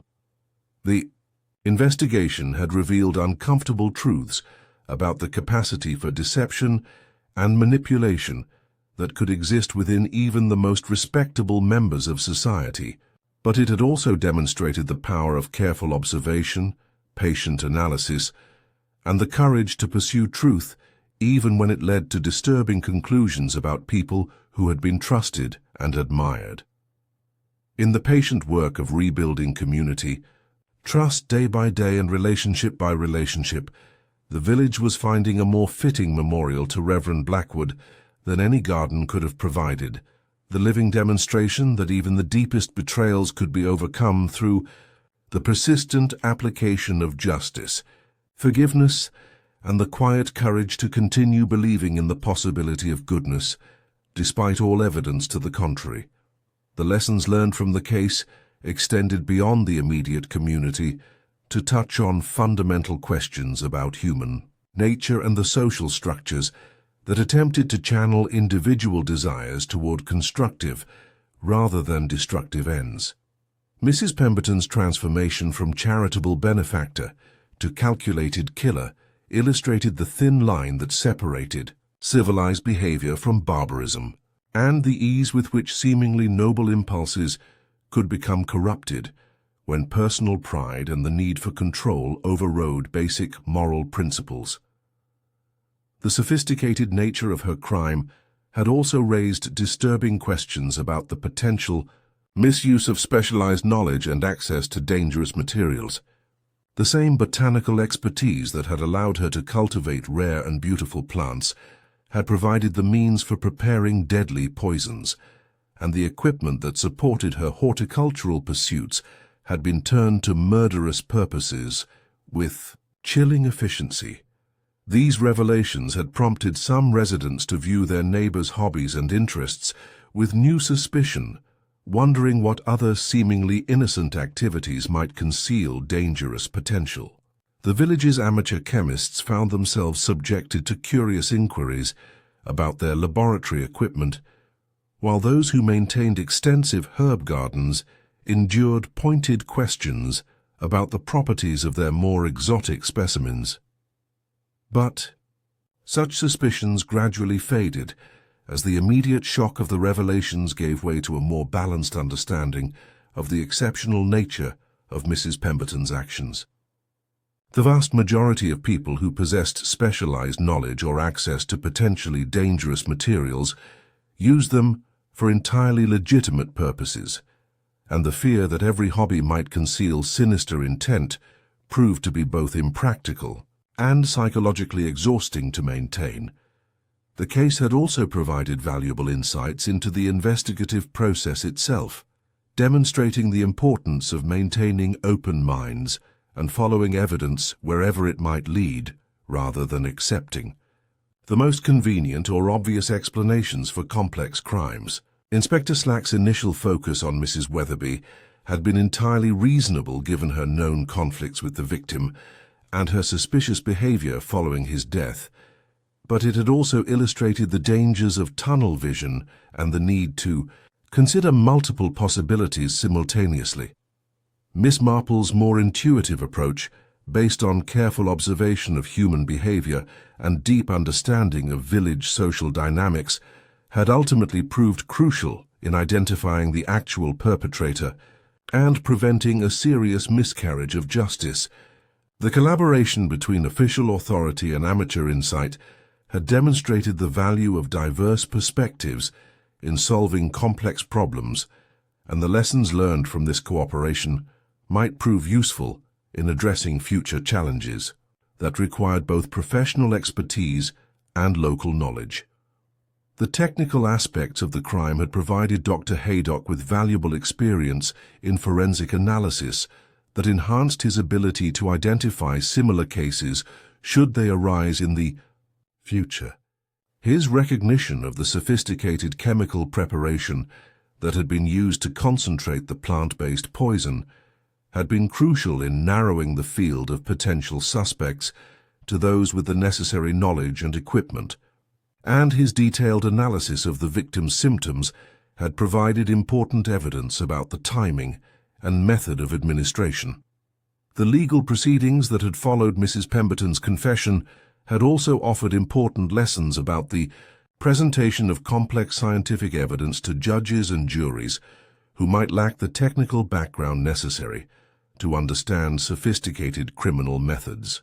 The prosecution had been careful to explain the botanical and chemical aspects of the case in terms that ordinary people could comprehend, while the defense had attempted to minimize the significance of Mrs. Pemberton's expertise by suggesting that such knowledge was more widely available than it actually was.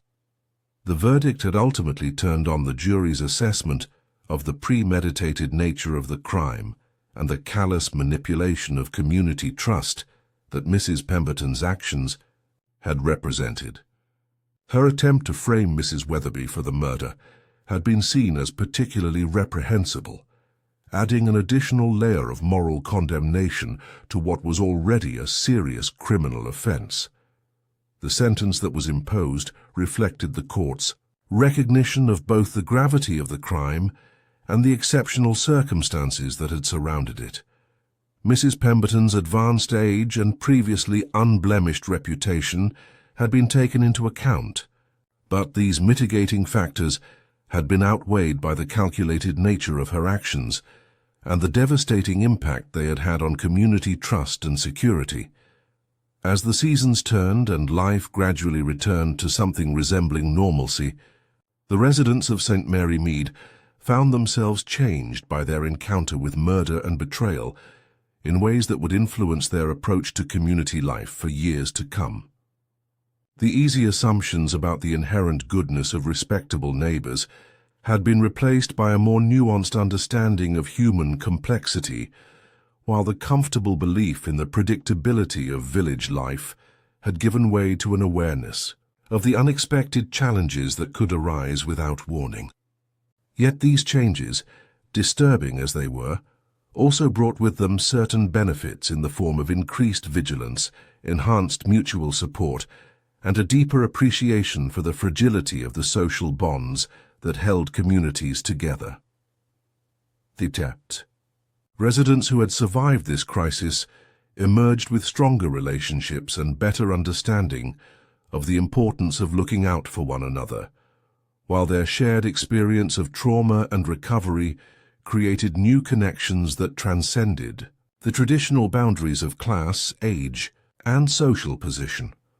The memory of Reverend Blackwood's dedication to democratic participation and community involvement continued to influence parish governance, with his successor adopting similar approaches while being more sensitive to the potential for conflict that such methods could generate.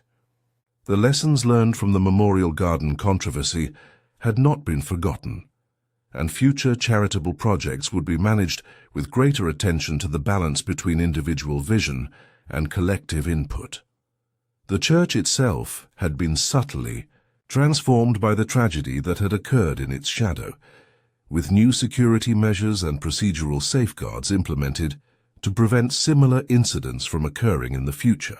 The parish hall where the fatal tea gathering had taken place had been renovated and redecorated, as if physical changes could somehow erase the disturbing associations that surrounded the site of the murder.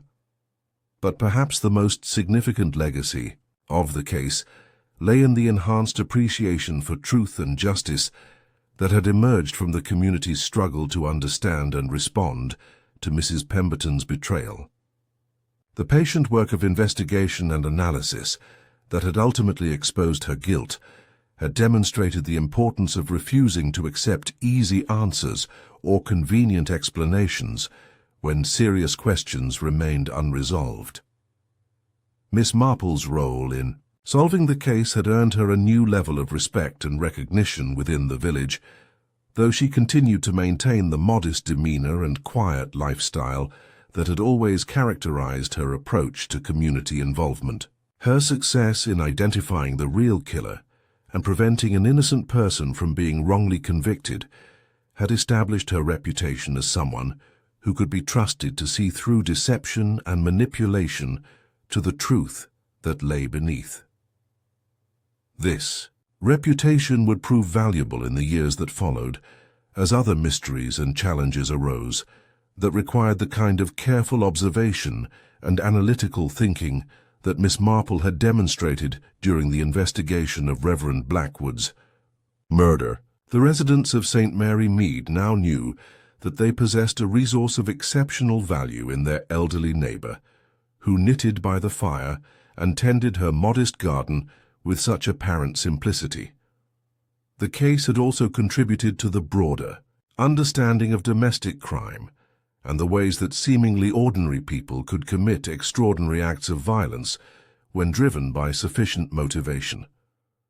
The academic study of criminal behavior had been enriched by the detailed documentation of Mrs. Pemberton's transformation from charitable benefactor to calculating killer, while law enforcement agencies had gained valuable insights into the investigation of sophisticated poisoning cases. The botanical aspects of the crime had prompted increased attention to the regulation and monitoring of exotic plant species that might be cultivated for ornamental purposes, but could also provide the raw materials for dangerous preparations. Garden centers and specialized nurseries now maintained more careful records of their customers and the species they purchased, while educational institutions that taught botany and chemistry had implemented enhanced safety protocols to prevent the misuse of knowledge and equipment. These broader impacts extended the influence of the case far beyond the immediate community where it had occurred, contributing to improvements in investigative techniques, legal procedures, and preventive measures that might help to identify and stop similar crimes before they could be completed. The memory of what had happened in St. Mary Mead would serve as a cautionary tale for generations of law enforcement officers, legal professionals, and ordinary citizens who might encounter similar situations in their own communities. Yet despite these wider implications and lasting changes, the most important legacy of the case remained the personal growth and enhanced wisdom that the residents of St. Mary Mead had gained through their encounter with evil and their subsequent struggle to understand and overcome it. The comfortable illusions of their previous existence had been shattered, but they had been replaced by a more mature and realistic understanding of the complexities of human nature and the challenges of maintaining civilized society. The memorial garden that had triggered the tragedy would never be built, but the community that had survived the crisis was stronger and more resilient than it had been before, better equipped to face whatever future challenges might arise, and more committed to the values of truth, justice, and mutual support that made such survival possible. In her quiet moments of reflection as she continued her daily routines of gardening, reading, and knitting, Miss Marple sometimes wondered about the alternative histories that might have unfolded if different choices had been made at crucial moments during the events that led to Reverend Blackwood's death. If Mrs. Pemberton had been able to accept the vicar's democratic approach to the Memorial Garden project, if she had found other outlets for her need to control and direct charitable activities, if she had possessed sufficient moral grounding to resist the temptation to solve her problems through violence, any of these different choices might have prevented the tragedy that had shattered so many lives. But such speculation, while natural and perhaps even necessary for processing the emotional impact of traumatic events, ultimately served little purpose beyond providing a framework for understanding the importance of the choices that people made in their daily interactions with one another. The lesson that emerged from such reflection was not regret for what might have been, but rather a renewed commitment to making better choices in the present and future, choices that honored the memory of those who had been lost, while contributing to the construction of a more just and compassionate community. The evening light grew longer as spring progressed toward summer, and with it came the annual renewal of hope and possibility that had sustained village life through countless generations of triumph and tragedy. The church bells continued to mark the hours and call the faithful to worship, their ancient voice providing continuity and reassurance even as the community they served continued to evolve and adapt to new challenges and opportunities. Miss Marple's garden burst into bloom with the spectacular profusion of color and fragrance that rewarded months of careful preparation and patient tending. The roses climbed their trellises with the same determination they had shown for decades, while the herbaceous borders displayed the careful planning that had gone into their design and maintenance.